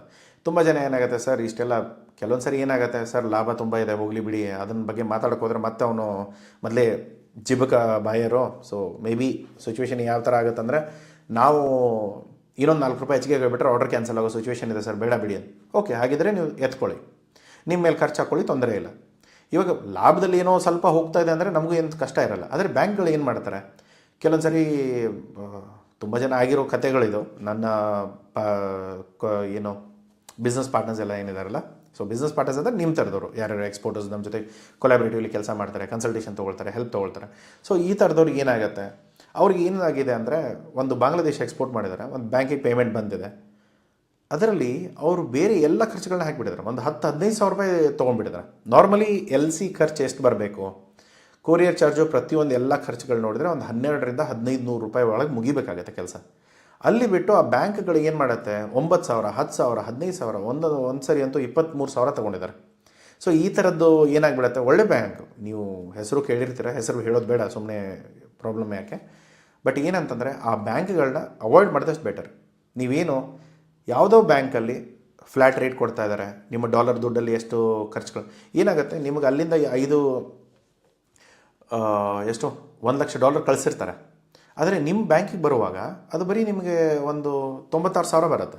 ಇನ್ನೂ $4,000 ಎಲ್ಲೋ ಹೋಯಿತು, ಅದನ್ನೆಲ್ಲ ನೋಡ್ಕೋಬೇಕಾಗತ್ತೆ. ಅದು ಅವ್ರೇನು ಹೇಳ್ತಾರೆ, ಸರ್ ಇದ್ರ ಖರ್ಚುಗಳು ಅಲ್ಲಿ ಕಟ್ಟಾಯಿತು ಸರ್, ಡಾಲರ್ ದುಡ್ಡು ತೊಗೊಂಡು ನಾವು US ಗೆ ಹೋಗ್ತೇವೆ. ಅವ್ನು ನನ್ನ ಕತೆ ಹೇಳ್ತಾ ಇದ್ದಾನೆ, ಸರ್ ಇಲ್ಲ ಸರ್, ಇದು ನಾವು ಡಾಲರೇನು ನಾವು ಮನೇಲಿ ಇಟ್ಕೊಂಡು ಕೂತ್ಕೊಂಡಿರಲ್ಲ, ನಾವು ಅಲ್ಲಿ ಇರುತ್ತೆ, ಅಲ್ಲಿಗೆ ನಾವು ಕಳಿಸ್ಬೇಕು, ಆ ಖರ್ಚುಗಳಿರುತ್ತೆ, ಮೀಡಿಯೇಟರ್ ಒಬ್ಬನೇ ಇರ್ತಾನೆ, ಅವನಿಗೆ ದುಡ್ಡು ಕೊಡಬೇಕು, ಅದು ಇದು ಏನೇನೋ ಹೇಳ್ತಾ ಇದ್ದಾನೆ. ಯಾಕಂದ್ರೆ ನಾವೇನು ಫಸ್ಟ್ ಟೈಮ್ ಅಲ್ಲಲ್ಲ ನಾವು ಎಕ್ಸ್ಪೋರ್ಟ್ ಮಾಡ್ತಾ ಇರೋದು. ನಾನು ಅದಕ್ಕಂದೆ, ಸರ್ ಇದೆಲ್ಲ ಕತೆ ಹೇಳೋಕ್ಕೆ ಹೋಗ್ಬೇಡಿ, ನಿಮ್ಮ ಫೀಸ್ ಏನಿತ್ತು ಆ ಸ್ಟ್ರಕ್ಚರ್ ನೋಡ್ಕೊಳ್ಳಿ, ಇಲ್ಲ ಅಂದರೆ ನಾನು ಕಂಪ್ಲೇಂಟ್ ಮಾಡ್ತೇನೆ ಅಂತ. ಅದಾದಮೇಲೆ ಪ್ರಾಪರಾಗಿ ಕಮ್ಯುನಿಕೇಟ್ ಮಾಡೋಕ್ಕೆ ಸ್ಟಾರ್ಟ್ ಮಾಡಿದರು. ಅವಾಗ ಏನು ಮಾಡಿದ್ದಾರೆ, ಅವಾಗ ಅವ್ರು ಹೇಳ್ತಾ ಇದ್ದಾರೆ, ಸರ್ ಇದರ ಅಂಡರು ನಮ್ಮ ಈ ಅಕೌಂಟ್ ಏನಿದೆಯಲ್ಲ, ಈ ಅಕೌಂಟಲ್ಲಿ ಫ್ಲ್ಯಾಟ್ ಫೀಸ್ ಬರಲ್ಲ, ಇದರಲ್ಲಿ ನಾವು ಆಲ್ಮೋಸ್ಟ್ ಇಷ್ಟಿಷ್ಟು ತೊಗೊಳ್ತೇವೆ ಅಂತ ಹೇಳಿದ ಮೇಲೆ ಆಲ್ಮೋಸ್ಟ್ 23,000 24,000 ತೊಗೊಂಡಿದ್ದಾನೆ. ಇವಾಗ ಯೋಚನೆ ಮಾಡಿ, ನಾನು ಇವಾಗ ಬ್ಲ್ಯಾಕ್ ಪೇಪರ್ ಮಾಡ್ತಿರುವಾಗ ಇದರಲ್ಲಿ ಬರೀ ನಂದು 23,000 ಲಾಭ ಇದ್ದಿದ್ರೆ, ನಾನು ಬಿಸ್ನೆಸ್ ಮಾಡೋ ಮುಂಚೆ ನಾನು ಲಾಭದಲ್ಲೇ ಇದ್ದೆ, ಆದರೆ ಈ ಬ್ಯಾಂಕ್ನವ್ರು ತಿಂದುಬಿಟ್ರು, ಅವಾಗೇನಾಗ್ಬಿಡುತ್ತೆ, ನಂದು ಆಟೋಮೆಟಿಕ್ಲಿ ನಾನು ಲಾಸ್ ಆಗಿಬಿಡುತ್ತೆ. ಸೊ ಈ ಥರದ್ದೆಲ್ಲ ಸಿಚುವೇಷನ್ಗಳನ್ನ ನೀವು ನೋಡ್ಕೋಬೇಕಾಗತ್ತೆ. ಈ ಬ್ಯಾಂಕ್ಗಳು ಏನಿದಾರಲ್ಲ, ಇವರು ಎಷ್ಟು ಒಳ್ಳೆಯವರು ಅಷ್ಟೇ ಕೆಟ್ಟವರು. ಯಾಕಂದರೆ ನೋಡಿ, ಅವ್ರದ್ದು ಕೂಡ ಬಿಸ್ನೆಸ್ ತಾನೆ. ಈ ಬ್ಯಾಂಕ್ದವ್ರು ಏನು ನಮ್ಮ ಅವನ ಮಕ್ಕಳಲ್ಲ, ಅವ್ರೇನು ಫ್ರೀಯಾಗಿ ಏನೂ ಮಾಡಿಕೊಡಲ್ಲ. ಸೊ ಹೀಗಿದ್ದಾಗ ಆಟೋಮೆಟಿಕ್ಲಿ ನೀವು ಏನಾದರೂ ಮಾಡಬೇಕಂದ್ರೆ ಇಂಟ್ರೆಸ್ಟ್ ಇರುತ್ತೆ, ಖರ್ಚುಗಳಿರುತ್ತೆ, ನಿಮ್ದು ಏನು ಪ್ಲ್ಯಾನಿಂಗ್ ಇದೆ. ಈ ಬ್ಯಾಂಕ್ ಸೂಟ್ ಆಗಲ್ಲ, ಇನ್ನೊಂದು ಬ್ಯಾಂಕ್ ಸೂಟ್ ಆಗುತ್ತೆ, ಆ ಬ್ಯಾಂಕ್ ಹತ್ರ ನೋಡಿ. ತುಂಬ ಬ್ಯಾಂಕ್ಗಳು ನಿಮಗೆ ಫ್ಲ್ಯಾಟ್ ಫೀಸ್ ಕೊಡ್ತಾರೆ. ಸರ್ ನಿಮ್ಮ ಡಾಲರ್ ಯಾವಾಗಾದರೂ ನಿಮ್ಮ ದುಡ್ಡು ಬರಲಿ, ನಿಮ್ಮ ಕನ್ವರ್ಷನ್ ರೇಟ್ ಸೇಮ್ ಇರುತ್ತೆ. $98 ಅಂದರೆ $98 ಇರುತ್ತೆ, ಅಥವಾ $83 ಅಂದರೆ $83 ಇರುತ್ತೆ. ಅದರಲ್ಲಿ ಏನೂ ಚೇಂಜಸ್ ಆಗಲ್ಲ. ಇಡೀ ವರ್ಷದವರೆಗೂ ನಿಮ್ಗೆ ಯಾವಾಗ ದುಡ್ಡು ಬರುತ್ತೆ ಆ ಅಕೌಂಟಲ್ಲಿ ಹೋಲ್ಡ್ ಮಾಡಿ ನಿಮ್ಗೆ ಈ ಕನ್ವರ್ಷನ್ ರೇಟಲ್ಲಿ ನಾವು ದುಡ್ಡು ಕೊಡ್ತೇವೆ. ಇದರ ಮೇಲೆ ಸರ್ LC ಫುಲ್ ಫೆಸಿಲಿಟೇಷನ್ ಮಾಡಿ ಕೊಡೋಕ್ಕೆ ನಮಗಿರೋದು $1500 ಕೊರಿಯರ್ ಚಾರ್ಜ್ ತೊಗೊಳ್ತೇವೆ. ಇದನ್ನು ಬಿಟ್ಟು ನಿಮ್ಗೆ ಒಂದು ಪೈಸಾ ಎಕ್ಸ್ಟ್ರಾ ತೊಗೊಳ್ಳಲ್ಲ, ತಲೆ ಕೆಡಿಸ್ಕೊಬೇಡಿ. ಅದನ್ನು ರಿಟರ್ನಲ್ಲಿ ಬರೆದು ಕೊಡ್ತಾರೆ. ಇವಾಗ ಏನಾಗುತ್ತೆ ಗೊತ್ತಾ, ನಾಲಿಗೆಯಲ್ಲಿ ಮೂಳೆ ಇಲ್ಲದೆ ಇರೋದ್ರಿಂದ ಏನಾದರೂ ಮಾತಾಡ್ಬಿಡ್ತಾರೆ ಸ್ಟಾರ್ಟಿಂಗ್. ನಿಮ್ಮ ಅಕೌಂಟ್ ಬೇಕು, ನಿಮ್ಮ ಬಿಸ್ನೆಸ್ ಬೇಕು, ಏನೋ ಕತೆ ಹೇಳ್ತಾರೆ. ಆಮೇಲೆ ಹೇಗಾಗುತ್ತೆ ಅಂದರೆ ನಮ್ಮ ಚಪ್ಪಲೆ ಹರಿದೋಗುತ್ತೆ ಅವರ ಹಿಂದೆ ಓಡಾಡಿಕೊಂಡು. ಎಷ್ಟು ಸರಿ ಫೋನ್ ಎತ್ತಲ್ಲ, ಆಮೇಲೆ ಫೋನ್ ಎತ್ತಿದ್ರೆ ಸರ್ ಅಲ್ಲಿ ಕೇಳಬೇಕು, ಹೆಡ್ ಆಫೀಸಿಗೆ ಕೇಳಬೇಕು, ಫಾರೆಕ್ಸಿಗೆ ರಿಪೋರ್ಟ್ ಮಾಡು. ಕೆಲವೊಂದು ಬ್ಯಾಂಕ್ಗಳು ಎಷ್ಟು ಕೆಡ್ದಾಗಿರುತ್ತಂದರೆ ಅವ್ರ ಹತ್ರ ಫಾರೆಕ್ಸ್ ಡಿಪಾರ್ಟ್ಮೆಂಟೇ ಇರೋಲ್ಲ. ಸೊ ಈ ಥರ ತುಂಬ ವಿಷಯಗಳಿರುತ್ತೆ. ಅದಕ್ಕೆ ನೀವು ಒಂದು ಒಳ್ಳೆ ಬ್ಯಾಂಕ್ ನೋಡಿ, ಬೇರೆ ಬೇರೆ ಬ್ರಾಂಚಸಲ್ಲಿ ಹೋಗಿ ನೋಡಿ. ಇನ್ನೊಂದು ಏನಂದರೆ, ನೀವು ಬ್ಯಾಂಕ್ ಅಕೌಂಟ್ ಇನ್ನೂ ಓಪನ್ ಮಾಡಿಲ್ಲ ಅಂದರೆ ನೀವು ಅದೇ ಬ್ಯಾಂಕ್ನ ಒಂದು 4 ಬ್ರಾಂಚಸ್ಗೆ ಹೋಗಿ ವಿಸಿಟ್ ಮಾಡಿ. ಎಲ್ಲರೂ ಅವ್ರದ್ದೇ ಪ್ಲ್ಯಾನಲ್ಲೇ ತುಂಬ ಬೇರೆ ಬೇರೆ ಕತೆಗಳನ್ನ ಹೇಳ್ತಾರೆ. ಎಷ್ಟು ಜನ ನೀವು ಅಲ್ಲಿ ಸೇಲ್ಸ್ ಮಾರ್ಕೆಟಿಂಗ್ ಅವ್ರು ಇರ್ತಾರಲ್ಲ, ಅವ್ರು ಭೇಟಿಯಾಗಿ ಬನ್ನಿ. ಅವರೇ 4 ಜನ same bank, same account, same type of ಅಕೌಂಟಲ್ಲೇ 4 ಜನ 4 ಬೇರೆ ಕತೆ ಹೇಳ್ತಾರೆ. ಇದನ್ನೆಲ್ಲ ನೀವು ಬೇಕಂದ್ರೆ ರೆಕಾರ್ಡ್ ಮಾಡ್ಕೊಂಡು ನೋಡ್ಕೊಳ್ಳಿ. ನೀವು ಇದೆಲ್ಲ ಕತೆಗಳು ನಿಮ್ಗೆ ಗೊತ್ತಾಗ್ಬಿಡುತ್ತೆ. ಆನ್ ದ ಪೇಪರ್ ಏನೂ ಕೊಡಲ್ಲ ಅವರು. ಅವರಿಗೆ ನೀವು ಏನು ಹೇಳಬೇಕಂದ್ರೆ, ಸರ್ ಏನೇನಿದೆ ನನಗೊಂದು ಲೆಟ್ರಲ್ಲಿ ಬರೆದು ಕೊಡಿ, ಆಫಿಷಿಯಲ್ ಲೆಟ್ರಲ್ಲಿ ಬರೆದು ಕೊಡಿ, ನಿಮ್ಮ ಖರ್ಚು ಎಷ್ಟಿದೆ. ಬರೆದು ಕೊಡಲ್ವಾ, ಆ ಬ್ಯಾಂಕ್ ಮರೆತು ಬಿಟ್ಬಿಡಿ. ಯಾಕಂದರೆ ಆ ಥರದ ಬ್ಯಾಂಕ್ಗಳು ನಿಮ್ಗೆ ಯಾವುದೂ ನಂಬಿಕೆ ಹಚ್ತಾರ ಇರಲ್ಲ. ಯಾಕಂದ್ರೆ ನಾಳೆ ಏನಾಗುತ್ತೆ, ನೀವೇನೋ ಬಿಸ್ನೆಸ್ ಮಾಡೋಕ್ಕೆ ಬರ್ತೀರಾ, ಆಟೋಮೆಟಿಕ್ಲಿ ಅಲ್ಲೇನೋ ತೊಂದರೆಗಳಾಗಿರುತ್ತೆ. ಅದ್ರ ಜೊತೆಗೆ ಬ್ಯಾಂಕ್ದು ತೊಂದರೆಗಳನ್ನ ನೀವು ತಡ್ಕೊಳಕ್ಕಾಗಲ್ಲ. ತುಂಬ ಬ್ಯಾಂಕ್ಗಳ ಜೊತೆ ನಮ್ಮ ರಿಲೇಷನ್ಸ್ ಇರುತ್ತೆ. ಆದರೆ ಕೆಲವೊಂದು ಬ್ಯಾಂಕ್ಗಳು ಮ್ಯಾನೇಜರ್ ಚೇಂಜ್ ಆದ ತಕ್ಷಣ, ಅಥವಾ ಫಾರೆಕ್ಸ್ ಟೀಮು, ಅಥವಾ RM, ZM, ಝೋನಲ್ ಮ್ಯಾನೇಜರು, ಯಾರೋ ಒಬ್ಬರು ಏನೋ ಚೇಂಜ್ ಆಗಿದ್ದಾರೆ ಅಂತ ಹೇಳಿ ಅದೆಲ್ಲ ಆಪ್ರೇಷನ್ಸ್ ಹಾಳು ಮಾಡ್ತಾರೆ. ಸೊ ಅದನ್ನು ತುಂಬ ನೀವು ನೋಡಿಕೊಂಡು ಪ್ಲ್ಯಾನ್ ಮಾಡಿಕೊಂಡು ನೀವು ಅದನ್ನು ಕಂಟಿನ್ಯೂ ಮಾಡಿ. ಯಾವುದೂ ಒಳ್ಳೆಯವರು ಕೆಟ್ಟವರು ಅಂತಿರಲ್ಲ, ಎಲ್ಲ ಥರದವರು ಎಲ್ಲ ಥರ ಸಿಗ್ತಾರೆ. ಅದನ್ನು ನೀವು ನೋಡಿಕೊಂಡು ಪ್ಲ್ಯಾನ್ ಮಾಡ್ಕೊಳ್ಳಿ. ಸೊ ಇದರಲ್ಲಿ ಏನಿದೆ LCಯಲ್ಲಿ, ಸೊ ನಾನು ಇದೆಲ್ಲ ಡಾಕ್ಯುಮೆಂಟ್ಸ್ನ ತೊಗೊಂಡು ಹೋಗಿ ನನ್ನ ಬ್ಯಾಂಕಿಗೆ ಕೊಡ್ತಾನೆ. ಅವ್ರು ಏನು ಮಾಡ್ತಾರೆ, ಇದನ್ನೆಲ್ಲ ಚೆಕ್ ಮಾಡ್ಕೊಳ್ತಾರೆ.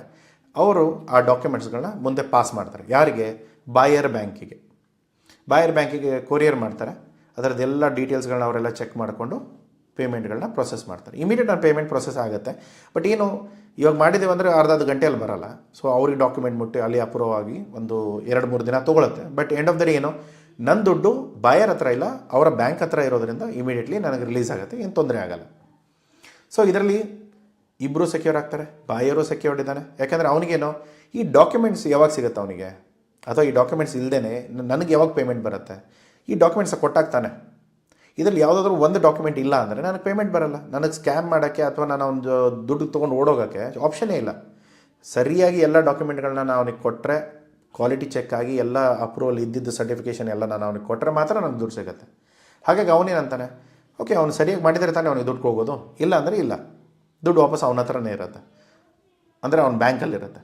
ಸೊ ಅವಾಗೇನಾಗುತ್ತೆ, LC ಕ್ಯಾನ್ಸಲ್ ಆಗ್ಬೋದು ಅಥವಾ ಬೇರೆ ಸಿಚುವೇಷನ್ಗಳು ಬರುತ್ತೆ. ಇಲ್ಲ ಇನ್ನೊಂದು ಆಪ್ಷನ್ ಏನಿದೆ, ಇವಾಗ ನನಗೇನು ಚಿಂತೆ ಇರುತ್ತೆ, ಅವ್ನಿಗೆ ಮೆಟೀರಿಯಲ್ ಅಂತೂ ಕಳಿಸ್ಬಿಡ್ತೇನೆ, ಅವ್ನು ನನಗೆ ನಾಳೆ ಪೇಮೆಂಟ್ ಕೊಡದೆ ಹೋದರೆ, ಇಲ್ಲಿ ಬ್ಯಾಂಕ್ ಇದೆಯಲ್ಲ, ನಡುವಿರೋದು ಬ್ಯಾಂಕ್ ಇದೆ. ಸೊ ಇವಾಗ ಅವ್ನು ಏನೇ ಸಿಚುವೇಷನ್ ಇರ್ಬೋದು, ಅವನೇನಾದರೂ ನಾಳೆ ಬ್ಯಾಂಕ್ ಕರಪ್ಟ್ ಆದರೂ ಆಗಿರ್ಬೋದು. ಬಟ್ ಏನು ಬ್ಯಾಂಕ್ ಗ್ಯಾರಂಟಿ ಕೊಟ್ಟಿರೋದ್ರಿಂದ ಆಟೋಮೆಟಿಕ್ಲಿ ನಿಮ್ಮ ದುಡ್ಡು ಕವರ್ ಆಗಿರುತ್ತೆ. ಸೊ ಇದರಲ್ಲೂ ನನಗೇನು ತೊಂದರೆ ಇಲ್ಲ.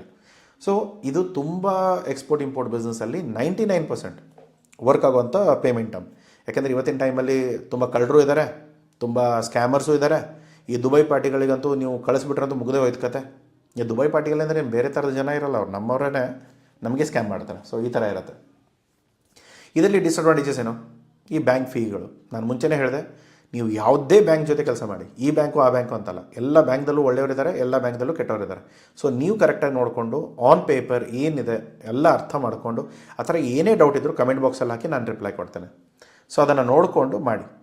ಇನ್ನೊಂದು ಏನಿದೆ, ಇದರಲ್ಲಿ ಕಾಂಪ್ಲೆಕ್ಸ್ ಡಾಕ್ಯುಮೆಂಟ್ಸ್, ಇದರ ವ್ಯಾಲ್ಯೂ ಹೇಳಿದೆ ನಿಮಗೆ. This is value to zero. ಎಲ್ಲಿವರೆಗೂ ಇದೊಂದು ಪೇಪರ್ ಅಷ್ಟೇ, ನಿಮ್ಮ ಹತ್ರ LC ಕಾಪಿ ಇರೋದು ಒಂದು ಪೇಪರ್ ಅಷ್ಟೇ, ಇದು ಏನೂ ಯೂಸ್ ಇಲ್ಲ.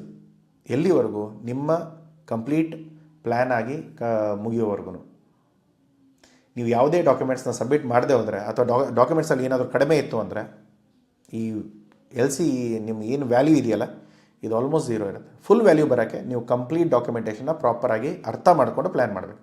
ಡ್ರಾಫ್ಟ್ ಬಂದಾಗ ನಿಮಗೇನೋ ಅರ್ಥ ಆಗದೆ ಹೋದರೆ ದಯಮಾಡಿ ನಮ್ಮ ಟೀಮಿಗೆ ಕಳಿಸಿ, ಚೆಕ್ ಮಾಡಿಸ್ಕೊಳ್ಳಿ, ಕನ್ಸಲ್ಟೇಷನ್ ತೊಗೊಳ್ಳಿ, ಪ್ಲ್ಯಾನ್ ಮಾಡಿಕೊಂಡು ಮುಂದೆ ಪ್ರೊಸೀಡ್ ಮಾಡಿ. ಇಲ್ಲದೆ ಹೋದರೆ ನಿಮ್ಮ ದುಡ್ಡು ಸಿಕ್ಕಾಕೊಳ್ಳೋ ಚಾನ್ಸಸ್ ತುಂಬ ಇರುತ್ತೆ. Documentation against payment. ಈ ಪೇಮೆಂಟ್ ಟೈಮಲ್ಲಿ ಏನಾಗುತ್ತೆ, ಇವಾಗ ಬಾಯರ್ ನನಗೆ ತುಂಬ ಹೊಸಬ, ಬಟ್ ಆದರೆ ಏನು ಅವನು ಎಲ್ ಸಿಗೂ ಒಪ್ಕೊಳ್ತಾ ಇಲ್ಲ ಅಥವಾ ನನ್ನ ಅಡ್ವಾನ್ಸ್ಗೂ ಒಪ್ಕೊಳ್ತಾ ಇಲ್ಲ. ನಾನೇನು ಮಾಡಿದ್ರೆ, ಆಯ್ತಪ್ಪ ನಾನು ನಿನ್ನ ಕಂಟೈನರ್ ಕಳಿಸ್ಕೊಡ್ತೇನೆ, ನೀನು ಪೇಮೆಂಟ್ ಕೊಟ್ಟರೆ ಮಾತ್ರ ನಾನು ಹಿಂಗೆ ಪೇಪರ್ಸ್ ಕೊಡೋದು ಅಂತ ಹೇಳ್ತಾನೆ. ಸೊ ಅವಾಗೇನಾಗುತ್ತೆ, ಇದು ಕ್ಯಾಶ್ ಆ್ಯಂಡ್ ಕ್ಯಾರಿ ಅಂತ ಹೇಳ್ತೇವೆ ನಾವು, COD ಹೇಳ್ತೇವಲ್ಲ, cash on delivery. So material ಬರುತ್ತೆ, ಅವಾಗ ನಾನು ದುಡ್ಡು ಕೊಡ್ತೇನೆ. So that is exactly COD ಅಂತಲೇ ಅಂದ್ಕೊಳ್ಬೋದು ಇದನ್ನ, ಕ್ಯಾಶ್ ಆನ್ ಡೆಲಿವರಿ. ಸೊ ಇಲ್ಲೇನಾಗುತ್ತೆ, ಅಮೆಝಾನ್ ಫ್ಲಿಪ್ಕಾರ್ಟಿಂದ ಏನಾದರೂ ಆರ್ಡರ್ ಮಾಡಿದರೆ ನೀವು ಕ್ಯಾಶ್ ಆನ್ ಡೆಲಿವರಿ ತೊಗೊಳ್ತಿರಲ್ಲ. ಸೊ ಅದೇ ಥರದ ಆಪ್ಷನ್ ಇದು. ಸೊ ಇಲ್ಲೇನಾಗುತ್ತೆ, ಕಂಟೈನರ್ ಆಲ್ರೆಡಿ ಶಿಪ್ ಆಗಿಬಿಡುತ್ತೆ. ಯಾರು ಎಕ್ಸ್ಪೋರ್ಟರ್, ಎಕ್ಸ್ಪೋರ್ಟರ್ ಅಲ್ಲ, ನಾನೇನು ಮಾಡ್ತೇನೆ, ಈ ಕಾರ್ಡಮಮ್ ಒಂದು 50,000 ಏನಿದೆ ಅದನ್ನು UK ಬಾಯರಿಗೆ ನಾನು ಕಳಿಸ್ಬಿಡ್ತೇನೆ. ಅವಾಗೇನಾಗುತ್ತೆ, UK ಬಾಯರ್ ಏನು ಮಾಡ್ತಾನೆ, ಪೇಪರ್ಸ್ ಎಲ್ಲ ಅವ್ನ ಬ್ಯಾಂಕಿಗೆ ಹೋಗಿ ಮುಟ್ಟುತ್ತೆ, ನನ್ನ ಬ್ಯಾಂಕಿಂದ ಅವ್ನ ಬ್ಯಾಂಕಿಗೆ ಹೋಗುತ್ತೆ. ಇದು ಬ್ಯಾಂಕ್ ಥ್ರೂ ಆಗುತ್ತೆ, ನಾನೇನು ಡೈರೆಕ್ಟ್ ಕೊರಿಯರ್ ಕಳಿಸಲ್ಲ ಅಥವಾ ಬಾಯರಿಗೆ ಡೈರೆಕ್ಟ್ಲಿ ಪೇಪರ್ಸ್ಗಳನ್ನ ಕಳಿಸಲ್ಲ. ನಾನೇನು ಮಾಡ್ತೇನೆ, ಬ್ಯಾಂಕಿಗೆ ಕಳಿಸ್ತೇನೆ. ಅವನ ಬ್ಯಾಂಕಿಗೆ ಏನಾಗುತ್ತೆ, ಅವನು ಈ ಪೇಪರ್ಸ್ಗಳೆಲ್ಲ ಅವ್ನ ಬ್ಯಾಂಕಿಗೆ ಮುಟ್ಟಿದ ತಕ್ಷಣ ಅವನೇನು ಮಾಡ್ತಾನೆ, ಅಲ್ಲಿ ಬ್ಯಾಂಕಿಗೆ ಹೋಗಿ ಈ ಪೇಪರ್ಗಳನ್ನ ಬಿಡಿಸ್ಕೊಳಕ್ಕೆ ಹೋಗ್ತಾನೆ. ಆವಾಗ ಬ್ಯಾಂಕ್ ಏನು ಹೇಳುತ್ತೆ, ನೀನು ಫಸ್ಟ್ ನೀನು ಪೇಮೆಂಟ್ ಏನಿದೆಯಲ್ಲ ಅದನ್ನು ಕೊಡು, ಪೇಪರ್ ತೊಗೊಂಡು ಹೋಗು. ಸೊ ಪೇಮೆಂಟಲ್ಲಿ ಕೊಡ್ತಾನೆ, ಪೇಪರ್ಗಳು ಅವನಿಗೆ ಸಿಗುತ್ತೆ. ಆಮೇಲೆ ಆ ಪೇಪರ್ಗಳನ್ನ ತೊಗೊಂಡು ಹೋಗಿ ಅವನು ತನ್ನ ಕಂಟೈನರ್ನ ಬಿಡಿಸ್ಕೊಳ್ತಾನೆ. ಇದು ಐಡಲ್ ಸಿಚುವೇಶನ್.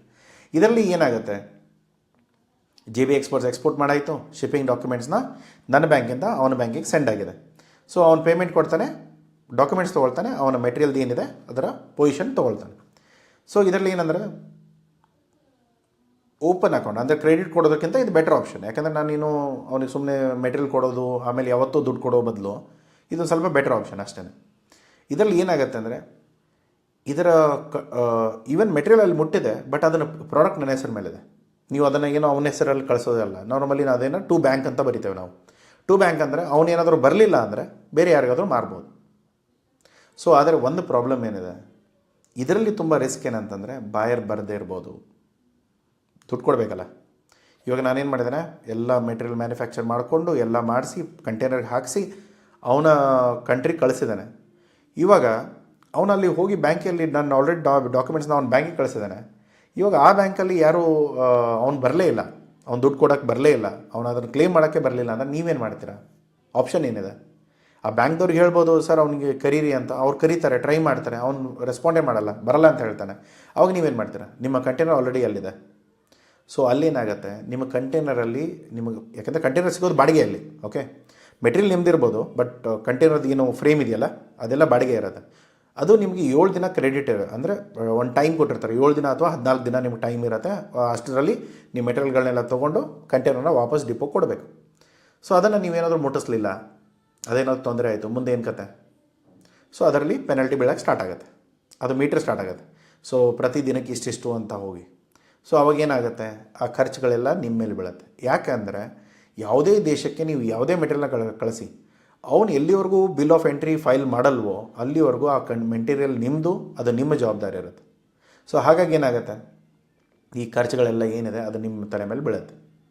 ಸೊ ಅದಕ್ಕೆ ನಾವೇನು ಮಾಡ್ತೇವೆ, ಸರ್ ಇವಾಗ ಪ್ಲ್ಯಾನ್ ಎ ಇದು, ಓಕೆ, ನಾನೇನು ಮಾಡ್ತೇನೆ, ಎಕ್ಸ್ಪೋರ್ಟರ್ ಅವನಿಗೆ ಕಳಿಸ್ತೇನೆ.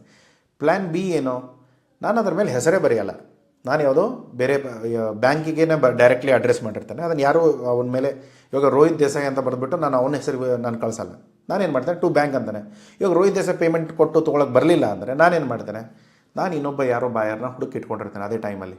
ಇವಾಗ ನನಗೊಂದು ಇಲ್ಲ ಒಂದು 20% ಅಡ್ವಾನ್ಸ್ ಸಿಕ್ಕಿತ್ತು, ನಾನೇನು ಮಾಡ್ತೇನೆ, ಇದರಲ್ಲಿ 20% ಡಿಸ್ಕೌಂಟ್ ಕೊಟ್ಟು ಆ ಕಂಟೈನರ್ನ ಪುಷ್ ಮಾಡ್ತೇನೆ. ನಿನಗೆ ಹೇಳಿದ್ದೆ ಬರೋಕ್ಕೆ, ನೀನು ಬರಲಿಲ್ಲ, ಅದಕ್ಕೆ ನಾನು ಬೇರೆ ಯಾರಿಗೋ ಮಾರ್ತಾ ಇದ್ದೇನೆ. ಇದನ್ನು ನೀವು ಪ್ಲ್ಯಾನ್ ಮಾಡ್ಕೊಂಡು ಮಾಡಿದ್ರೆ ತುಂಬ ಸೇಫಾಗಿರ್ತೀರ. ಈ ಪೇಮೆಂಟ್ ಟರ್ಮ್ಗಳು ತುಂಬ ಹುಷಾರು. ಆದರೆ 99% ನಾನು ಹೇಳೋದೇನೋ, LC ಇದ್ದಾಗ ಇದನ್ನು ಯಾಕೆ ಮಾಡ್ತೀರಾ, ಮಾಡಬೇಡಿ. ಒಂದು ವೇಳೆ ಮಾಡೋ ಸಿಚುವೇಶನ್ ಬಂದರೆ, ಯಾಕೆಂದ್ರೆ ತುಂಬ ಜನ ನಾನು ನೋಡಿದ್ದೇನೆ, ಯಾಕೆಂದರೆ ಈ ಶ್ರೀಲಂಕಾದಲ್ಲೆಲ್ಲ ಗಲಾಟೆ ಆದಾಗ ನಮ್ಮವರು ಇಲ್ಲಿಂದ ಈರುಳ್ಳಿ ಕಳಿಸಿದ್ರು ಶ್ರೀಲಂಕಾಕ್ಕೆ. ಈರುಳ್ಳಿ ಎಲ್ಲ ಹೇಗೆ 4 ದಿನದಲ್ಲಿ ಕೆಟ್ಟೋಗುತ್ತೆ. ಆ ಟೈಮಿಗೆ ಇರುತ್ತೆ, ಆ ಟೈಮು ಅಲ್ಲಿ ಹೋದರೆ ಒಳ್ಳೆಯದು. 14-20 ದಿನ ಬರೀ ಕಂಟೈನರಲ್ಲೇ ಹಾಕಿಟ್ರೆ ಆ ಈರುಳ್ಳಿಗಳು ಏನಾಗಬೇಕು, ಕೆಟ್ಟೋಗುತ್ತೆ. ಆವಾಗ ಈ ವಿಷಯಗಳಲ್ಲಿ ಸಿಕ್ಕಾಕೊಳ್ಳೋ ಚಾನ್ಸಸ್ ತುಂಬ ಇರುತ್ತೆ. ಆವಾಗ ನಿಮಗೇನು, ಸರ್ ಇವಾಗ ಅವನು ಯಾವಾಗ ಬರ್ತಾನೆ ಬರಲಿ ಅಲ್ಲಿವರೆಗೂ ವೆಯ್ಟ್ ಮಾಡ್ತಾನೆ, ನಿಮ್ಮ ಈರುಳ್ಳಿ ವೆಯ್ಟ್ ಮಾಡಬೇಕಲ್ಲ, ಕೆಟ್ಟೋಗುತ್ತೆ. ಒಂಥರ ಟೈಮ್ ಅಂತಾರೆ, ಒಳ್ಳೆ ಕೌಂಟ್ ಡೌನ್ ಸ್ಟಾರ್ಟ್ ಆಗಿರುತ್ತೆ ಅದರಲ್ಲಿ. ಇಷ್ಟು ದಿನದಲ್ಲಿ ಮೆಟೀರಿಯಲ್ ಹೊರಗಡೆ ಬೀಳಿಲ್ಲ ಅಂದರೆ ಹಾಳಾಗೋಗುತ್ತೆ. ಅದಕ್ಕೆ ನೀವೇನು ಮಾಡಬೇಕು, ಒಂದು ಸೇಫ್ ಸೈಡ್ ಬ್ಯಾಂಕ್ ಅಂತ ಬರೀಬೇಕು, ಬೇರೆ ಯಾರೋ ಬಾಯರ್ ಇರ್ತಾನೆ ಅವನಿಗೆ ಅದನ್ನು ಪುಷ್ ಮಾಡಬೇಕು. ಇಲ್ಲಾಂದರೆ ಈ ಜನ ಏನು ಮಾಡ್ತಾರೆ, ಅಲ್ಲಿ ಮೆಟೀರಿಯಲ್ ಬರೋವರೆಗೂ ವೇಟ್ ಮಾಡ್ತಾರೆ.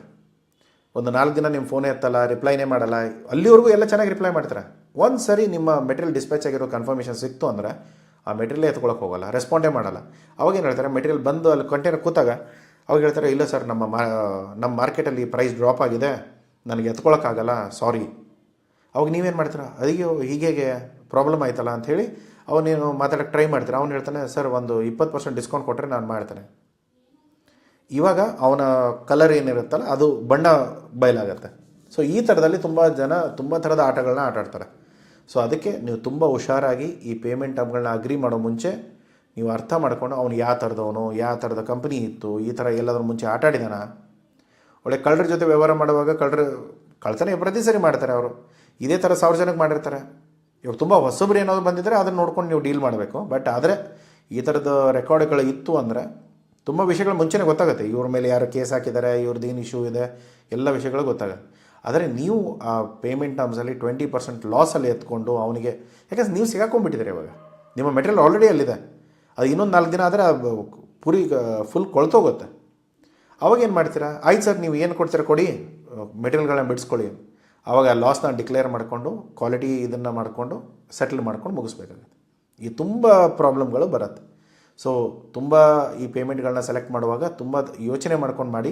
ಇಲ್ಲದೆ ಹೋದರೆ ದಯಮಾಡಿ ಯಾರಾದರೂ ಕನ್ಸಲ್ಟೇಷನ್ ತೊಗೊಂಡು ಅಥವಾ ಸಪೋರ್ಟ್ ತೊಗೊಂಡು ದಯಮಾಡಿ ಮಾಡಿ. ಇವಾಗ ನೆಕ್ಸ್ಟ್ ಇರೋ ಪೇಮೆಂಟ್ ಇನ್ನೂ ರಿಸ್ಕ್ ಇದೆ. ಇಲ್ಲಿ ಏನಂತೇವೆ, ಡಾಕ್ಯುಮೆಂಟೇಷನ್ ಅಗೇನೆಸ್ಟ್ ಎಕ್ಸೆಪ್ಟೆನ್ಸ್. ಇದು ಅಲ್ಲಿ ಪೇಮೆಂಟ್ ಅಗೇನೆಸ್ಟ್ ಎಕ್ಸೆಪ್ಟೆನ್ಸಲ್ಲಿ ಏನಿತ್ತು, COD ಅಲ್ಲಿ ಏನಾಗುತ್ತೆ, ನಿಮಗೆ ಮನೆಗೆ ಬಾಕ್ಸ್ ಬರುತ್ತೆ, ನೀವು ದುಡ್ಡು ಕೊಡ್ತೀರಾ, ಬಾಕ್ಸ್ಗಳನ್ನ ತೊಗೊಳ್ತೀರಾ, ರೈಟ್. ಇಲ್ಲೇನಾಗುತ್ತೆ, ನೀವು ಮೆಟೀರಿಯಲ್ ಕಳಿಸಿದ್ದೀರಾ, ಬಾಕ್ಸ್ ಅವ್ನು ತೊಗೊಳ್ತಾನೆ. ಅವಾಗ ಅವನು ಏನು ಹೇಳ್ತಾನೆ, ಆಯಿತು ನಾನು ನಿಮಗೆ 30 ದಿನದಲ್ಲಿ ಪೇಮೆಂಟ್ ಕೊಡ್ತೇನೆ ಅಂತ ಬರೆದು ಕೊಡ್ತಾನೆ, ಪೇಮೆಂಟ್ ಕೊಡೋಲ್ಲ. ಡಾಕ್ಯುಮೆಂಟೇಷನ್ ಅಗೇನೆಸ್ಟ್ ಎಕ್ಸೆಪ್ಟೆನ್ಸಲ್ಲಿ ಏನಾಗುತ್ತೆ, 30 ದಿನ 60 ದಿನ 90 ದಿನ ಏನೋ ಒಂದು ಕ್ರೆಡಿಟ್ ಟರ್ಮ್ಸಲ್ಲಿ ನೀವು ಒಪ್ಕೊಂಡಿರ್ತೀರ, ಅದನ್ನು ಅಗ್ರಿಮೆಂಟಲ್ಲಿ ಹಾಕಿರ್ತೀರ. ಇವಾಗ JB ಎಕ್ಸ್ಪರ್ಟ್ಸ್ ಏನು ಮಾಡ್ತಾರೆ, ಕೊರಿಯಂಡರ್ ಸೀಡ್ಸ್ ಕಳಿಸ್ತಾ ಇದ್ದಾವೆ 30,000. ಒಂದು ಫ್ರೆಂಚ್ ಬಾಯರ್ ಇದ್ದಾನೆ, ಅವ್ನು ಏನಂತಾರೆ, document against acceptance 60 days credit ನಾನು ಕೊಟ್ಟಿದ್ದೇನೆ ಅವನಿಗೆ. ಇವಾಗ 60 ಡೇಸ್ಗೆ ಅವನೇನು ಮಾಡ್ತಾನೆ, ಬ್ಯಾಂಕಿಂದನೇ ಪೇಪರ್ ಹೋಗುತ್ತೆ, ಬ್ಯಾಂಕಿಂದನೇ ಕಳಿಸ್ತೇವೆ. ಬ್ಯಾಂಕಿಂದ ಕಳಿಸುವಾಗ ನಾವೇನು ಹೇಳ್ತೇವೆ, ಸರ್ ನೀವು ಪೇಪರ್ಸ್ ಎಲ್ಲ ಬ್ಯಾಂಕಿನಿಂದ ಇಸ್ಕೊಂಡು ಸೈನ್ ಮಾಡಿಕೊಡಿ, ಎಕ್ಸೆಪ್ಟೆನ್ಸ್ ಅಗ್ರಿಮೆಂಟ್ ಇರುತ್ತೆ, ಅದನ್ನು ಸೈನ್ ಮಾಡಿಕೊಡಿ, 60 ಡೇಸ್ ಮೇಲೆ ನೀವು ಪೇಮೆಂಟ್ ಕೊಡ್ತೇನೆ ಅಂತ ಹೇಳಿಬಿಟ್ಟು ಬರೆದು ಕೊಡಿ. ಅವರ ಬ್ಯಾಂಕ್ಗಳು ಫಾಲೋ ಅಪ್ ಮಾಡಿಕೊಂಡು ಅವ್ನ ಕಡೆಯಿಂದ 60 ಡೇಸ್ ಆದಮೇಲೆ ಪೇಮೆಂಟ್ಗಳನ್ನ ತೊಗೊಂಡು ನಿಮಗೆ ಕಳಿಸ್ಕೊಡ್ತಾರೆ. ಅವನು ಏನಾದರೂ ಬರದೇ ಹೋದರೆ, ಐಡಿಯಲ್ ಸಿಚುವೇಶನ್ ಏನು, 60 ದಿನ ಆದಮೇಲೆ ಅವನು ಬ್ಯಾಂಕಿಗೆ ಬರ್ತಾನೆ, ಅವನು ದುಡ್ಡನ್ನ ಬ್ಯಾಂಕಿಗೆ ಕಟ್ತಾನೆ. ಯಾಕೆಂದರೆ ಆ ಟೈಮಲ್ಲಿ ಮಾರ್ಕೊಂಡ್ಬಿಡ್ತಾನೆ ಆ ಮೆಟೀರಿಯಲ್ನ ಮಾರ್ಕೊಂಡು ಆ ದುಡ್ಡುಗಳು ಏನು ಬಂದಿರುತ್ತೆ ಅದನ್ನು ಹೋಗಿ ಬ್ಯಾಂಕಿಗೆ ಕಟ್ತಾನೆ, ಬ್ಯಾಂಕ್ಗಳು ನಮಗೆ ಅದನ್ನು ಟ್ರಾನ್ಸ್ಫರ್ ಮಾಡುತ್ತೆ. ಇದು ಐಡಲ್ ಸಿಚುವೇಶನ್. ಆದರೆ ನಾರ್ಮಲಿ ಆ ಥರ ಆಗುತ್ತಾ? ಇವಾಗ ಎಕ್ಸ್ಪೋರ್ಟರ್ಗೆ ಇವಾಗ ನಾನು ಅದೇ ಹೇಳಿದೆ, ಇವಾಗ ನನ್ನ ಹತ್ರ ಮೆಟೀರಿಯಲ್ ಬಿದ್ದಿದೆ, ಇಲ್ಲಾದರೂ ಬಿದ್ದಿದೆ, ಸುಮ್ಮನೆ ಅದ್ರ ಬದಲು ನಾನು ಎಲ್ಲೋ ಕಳಿಸ್ತಾನೆ, ಆಯಿತು 60 ದಿನ ಆದಮೇಲೆ ಅದು ದುಡ್ಡು ಬರುತ್ತಲ್ಲ, ಬರೋ ಚಾನ್ಸ್ ಅದು ಇದೆಯಲ್ಲ, ಸರಿ ಕಳಿಸಿ. ಸೊ ಹಾಗಿದ್ದಾಗ ಒಂದು ಆರ್ಡರ್ಗಳು ಹೆಚ್ಚಿಗೆ ಸಿಗುತ್ತೆ. ಇನ್ನೊಂದೇನು, ಬ್ಯಾಂಕ್ಗಳು ಪ್ರಾಪರಾಗಿ ಡಾಕ್ಯುಮೆಂಟನ್ಸ್ ಎಲ್ಲ ಮ್ಯಾನೇಜ್ ಮಾಡ್ತಾ ಇದ್ದಾರೆ, ಅವರೆಲ್ಲ ಟ್ರಾನ್ಸ್ಫರ್ ಮಾಡ್ತಾರೆ, ಅದೊಂದು ನಂಬಿಕೆ ಇರುತ್ತೆ, ಏನೋ ಬಂದು ಬ್ಯಾಂಕಿನ ಜೊತೆ ರಿಲೇಷನ್ ಇರುತ್ತೆ ಅನ್ನೋದು. ಆದರೆ ಇನ್ನೊಂದು ಏನಂದರೆ, ಇಲ್ಲಿ 60 ದಿನ ಆದಮೇಲೆ ಪೇಮೆಂಟ್ ಬರದೇ ಹೋದರೆ ಏನು ಮಾಡೋದು? ಯಾಕಂದರೆ ಬ್ಯಾಂಕಿನ ಇಲ್ಲಿ ಗ್ಯಾರಂಟಿ ತೊಗೊಳ್ತಾ ಇಲ್ಲ. LCಯಲ್ಲಿ ಅಟ್ಲೀಸ್ಟ್ ಆ ಪೇಮೆಂಟ್ ಬ್ಯಾಂಕ್ ಅವ್ರ ಹತ್ರ ಇರ್ತಾ ಇತ್ತು, ಇಲ್ಲಿ ಬ್ಯಾಂಕ್ ಅವ್ರ ಹತ್ರ ಅದೂ ಇಲ್ಲ. ಅವಾಗೇನು ಮಾಡ್ತೀರಾ?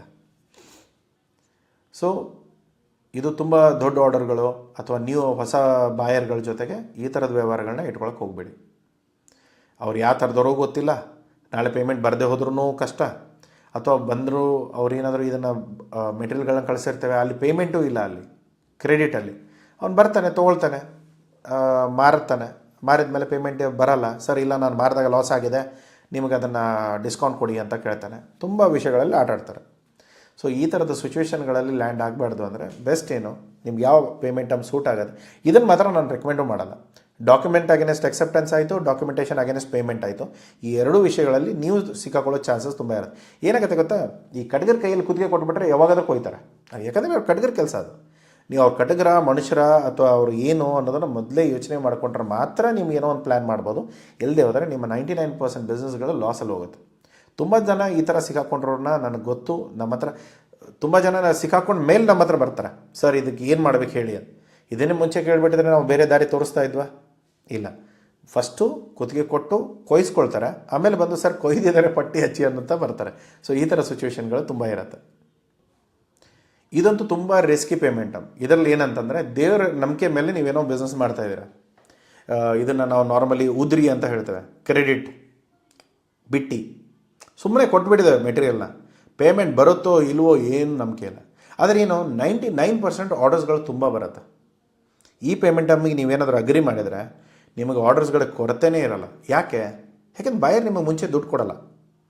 ಏನಿದ್ರು ಕೂಡ ನಾನೇನೋ ಮೆಟೀರಿಯಲ್ಗಳನ್ನ ಇವಾಗ ದುಬೈ ಪಾರ್ಟಿಗೆ ಸೆಂಡ್ ಮಾಡ್ತಿದ್ದೇನೆ. ಈ ದುಬೈಯಲ್ಲಿ ತುಂಬ ಜನ ಕೂತ್ಕೊಂಡಿರ್ತಾರೆ. ಸರ್ ನೀವು ಮೆಟೀರಿಯಲ್ ಕಳಿಸಿ, ನಾವು ಅದನ್ನು ಮಾರ್ತೇವೆ, ಅದಾದ ಮೇಲೆ ನಿಮಗೆ 90 ದಿನದಲ್ಲಿ ನಾನು ನಿಮಗೆ ಪೇಮೆಂಟ್ ಕೊಡ್ತೇನೆ. ಸೊ 90 ದಿನದಲ್ಲಿ ಏನೆಲ್ಲ ಆಗ್ಬೋದು? 3 ತಿಂಗಳು. 3 ತಿಂಗಳಲ್ಲಿ ಏನೇನಾಗುತ್ತೆ? ಓಕೆ, ಸೊ ಇವಾಗ ಐಡಿಯಲ್ ಸಿಚುವೇಶನ್ ಏನು, 90 ದಿನ ಆಗುತ್ತೆ, ಬಾಯರ್ ನಮಗೆ ಅಮೌಂಟ್ ಟ್ರಾನ್ಸ್ಫರ್ ಮಾಡ್ತಾನೆ, ಎಲ್ಲ ಬಿಸ್ನೆಸ್ ಒಳ್ಳೇದಾಯಿತು, ನೆಕ್ಸ್ಟ್ ಬಿಸ್ನೆಸ್ ಬಗ್ಗೆ ಪ್ಲ್ಯಾನ್ ಮಾಡ್ತಾರೆ. ಇಲ್ಲ, ಇದು ಏನಾಗುತ್ತೆ, ತುಂಬ ಜನ ಬಾಯರ್ಸ್ಗಳು ಸಿಗ್ತಾರೆ. ಇದು ನಿಮ್ಮ ಲಾಂಗ್ ಟರ್ಮ್ ರಿಲೇಷನ್ಶಿಪ್ ಇತ್ತು ಬಾಯರ್ ಜೊತೆಗೆ, ಅಥವಾ ಏನು ನಮ್ಮವರೇ ಯಾರೋ ಇದ್ದಾರೆ, ಸರಿ ಮೆಟೀರಿಯಲ್ ಕಳಿಸ್ತಾ ಇರಿ, ಪೇಮೆಂಟ್ಗಳು ಬಂದಾಗ ಬರುತ್ತೆ, ಯಾಕಂದ್ರೆ ನಮ್ಮವರೇ ಅಲ್ಲ, ಅದೇನು ತೊಂದರೆಗಳು ಬರೋಲ್ಲ. ಆದರೆ ಏನಾಗುತ್ತೆ, ಇದು ತುಂಬ ಹೈ ರಿಸ್ಕ್ ಇರುತ್ತೆ ಎಕ್ಸ್ಪೋರ್ಟರ್ಗೆ, ಯಾಕಂದ್ರೆ ದುಡ್ಡು ಬರದೇ ಇರೋ ಚಾನ್ಸಸ್ಸೇ ತುಂಬ ಇರುತ್ತೆ. ಇದರಲ್ಲಿ ಏನಾಗುತ್ತೆ, ಪೇಮೆಂಟ್ಗಳು ಡಿಫಾಲ್ಟ್ ಆಗೋ ಚಾನ್ಸಸ್ 99% ಇರುತ್ತೆ. ಇದರಲ್ಲಿ ಇನ್ನೊಂದು ಜನ ಏನು ಮಾಡ್ತಾರೆ, ಈ ದುಬೈ ಪಾರ್ಟಿಗಳಲ್ಲಿರೋದು ಯಾರು?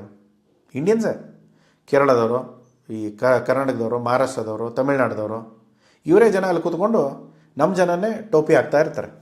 ಇವಾಗ ಏನು ಮಾಡ್ತೇವೆ, ನಾವು ನಂಬ್ಕೊಂಡು ಏನು ಮಾಡ್ತೇವೆ, ಸರ್ ಇಷ್ಟೆಲ್ಲ ಟ್ರೈ ಮಾಡಿದೆ, ನನಗೆ ಆರ್ಡರ್ ಸಿಗ್ತಾಯಿಲ್ಲ, ಅದಕ್ಕೆ ನಾನು ಕ್ರೆಡಿಟಲ್ಲಿ ಒಪ್ಕೊಂಡೆ. ಕ್ರೆಡಿಟ್ ಅಂದರೆ ಓಪನ್ ಅಕೌಂಟ್. ಸೊ ಇದರಲ್ಲಿ ಏನಾಗ್ಬಿಡುತ್ತೆ, ಆಟೋಮೆಟಿಕ್ಲಿ ಬಾಯರ್ ಏನು ಹೇಳ್ತಾನೆ, 90 ಡೇಸ್ ಆದಮೇಲೆ ಪೇಮೆಂಟ್ ಕೊಡ್ತೇನೆ ಅಂತ ಹೇಳಿದ್ದಾನೆ, ನಾನು ಎಲ್ಲೋ ಮೆಟೀರಿಯಲ್ನ ಎಕ್ಸ್ಪೋರ್ಟ್ ಮಾಡಿದ್ದಾನೆ, ಇವಾಗ ನನ್ನ ಪೇಮೆಂಟ್ ಬರಬೇಕಾಗಿತ್ತು, ಪೇಮೆಂಟೇ ಬಂದಿಲ್ಲ. 90 ಡೇಸ್ ಆಯಿತು, 100 ಡೇಸ್ ಆಯಿತು, 200 ಡೇಸ್ ಆಯಿತು, ದುಡ್ಡೇ ಬಂದಿಲ್ಲ.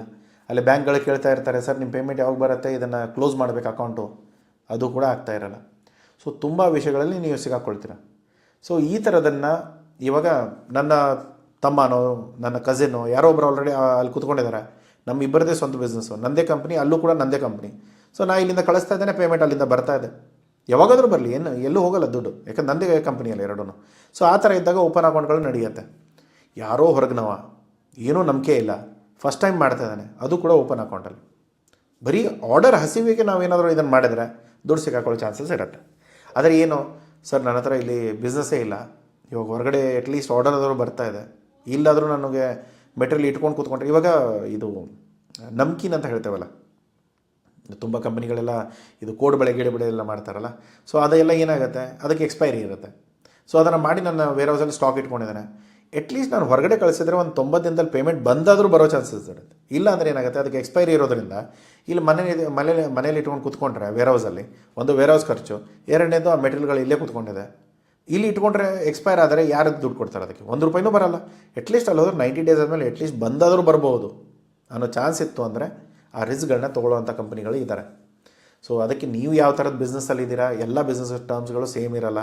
ಅಥವಾ ನಿಮ್ಮ ಕಾಂಪಿಟೇಟರ್ ಯಾವ ಪೇಮೆಂಟ್ ಟರ್ಮ್ ಕೊಡ್ತಾ ಇದ್ದಾರೆ, ನೀವೇನೋ ಅಡ್ವಾನ್ಸ್ ಕೇಳ್ತಾ ಇದ್ದಾರೆ ನೀವು ಸೇಫ್ ಆಗೋಕ್ಕೆ, ಬಟ್ ಆದರೆ ನಿಮ್ಮ ಕಾಂಪಿಟೇಟರ್ ಇಲ್ಲಿ ಕ್ರೆಡಿಟ್ ಕೊಡ್ತಾ ಇದ್ದಾನೆ, ಅವಾಗ ನೀವೇನು ಮಾಡ್ತೀರಾ, 99% ಆರ್ಡರ್ಸ್ ಅವನಿಗೆ ಹೋಗುತ್ತೆ. ಯಾಕಂದರೆ ಪೇಮೆಂಟ್ ಟರ್ಮ್ಸ್ ಆ ಥರ ಇದೆ. ಇದರಲ್ಲಿ ಏನಾಗುತ್ತೆ, ಬಾಯರಿಗೆ ಏನೂ ರಿಸ್ಕೇ ಇಲ್ಲ, ಏನು ಒಂದು ಪೈಸಾ ರಿಸ್ಕ್ ಇಲ್ಲ. ಮೆಟೀರಿಯಲ್ ಬರುತ್ತೆ, ಮಾರ್ತಾನೆ, 90 ದಿನ ಇದೆ ಪೇಮೆಂಟ್ ಕೊಡೋಕ್ಕೆ, ಅಲ್ಲಿವರೆಗೂ ನೋಡೋಣ. ಇಲ್ಲ ಅಂದರೆ ಪೇಮೆಂಟ್ ಕೊಡದೆ ಹೋದರೆ ಲೀಗಲ್ಲು ಅದು ಇದು ಏನೋ ಒಂದು ಬರುತ್ತೆ, ಅದನ್ನು ನೋಡ್ಕೊಳ್ತಾರೆ. ಸೊ ಈ ಥರ ತುಂಬ ಪ್ಲ್ಯಾನ್ಗಳಿರುತ್ತೆ. ಅದು ರಿಸ್ಕ್ ಇದೆ, ಇಲ್ಲ ಅಂತಲ್ಲ, ಬಟ್ ಆದರೆ ಅದರ ಅಡ್ವಾಂಟೇಜಸ್ ಡಿಸ್ಅಡ್ವಾಂಟೇಜಸ್ ಎರಡೂ ಇರುತ್ತೆ. ಆರ್ಡರ್ ಇಂಪಾರ್ಟೆಂಟಾ ಅಥವಾ ಪೇಮೆಂಟ್ ಇಂಪಾರ್ಟೆಂಟಾ, ಪೇಮೆಂಟ್ ಸೆಕ್ಯೂರಿಟಿ ಇಂಪಾರ್ಟೆಂಟಾ ಅಥವಾ ಆರ್ಡರ್ ಇಂಪಾರ್ಟೆಂಟಾ, ಇದು ಎಲ್ಲವೂ ಇರುತ್ತೆ. ಇದನ್ನು ಕೂಡ ಹೇಗೆ ಕಡಿಮೆ ಮಾಡ್ಕೋಬೋದು, ರಿಸ್ಕ್ ಯಾವ ಥರ ಮಿಟಿಗೇಟ್ ಮಾಡ್ಕೊಳ್ಬೋದು, ಅದನ್ನೆಲ್ಲ ಮುಂದೆ ನೋಡೋಣ. ಬಟ್ ಆದರೆ ಪೇಮೆಂಟ್ ಟರ್ಮ್ಸ್ ಬಗ್ಗೆ ಮಾತಾಡುವಾಗ ಇದು ರಿಸ್ಕ್ ಇದೆ.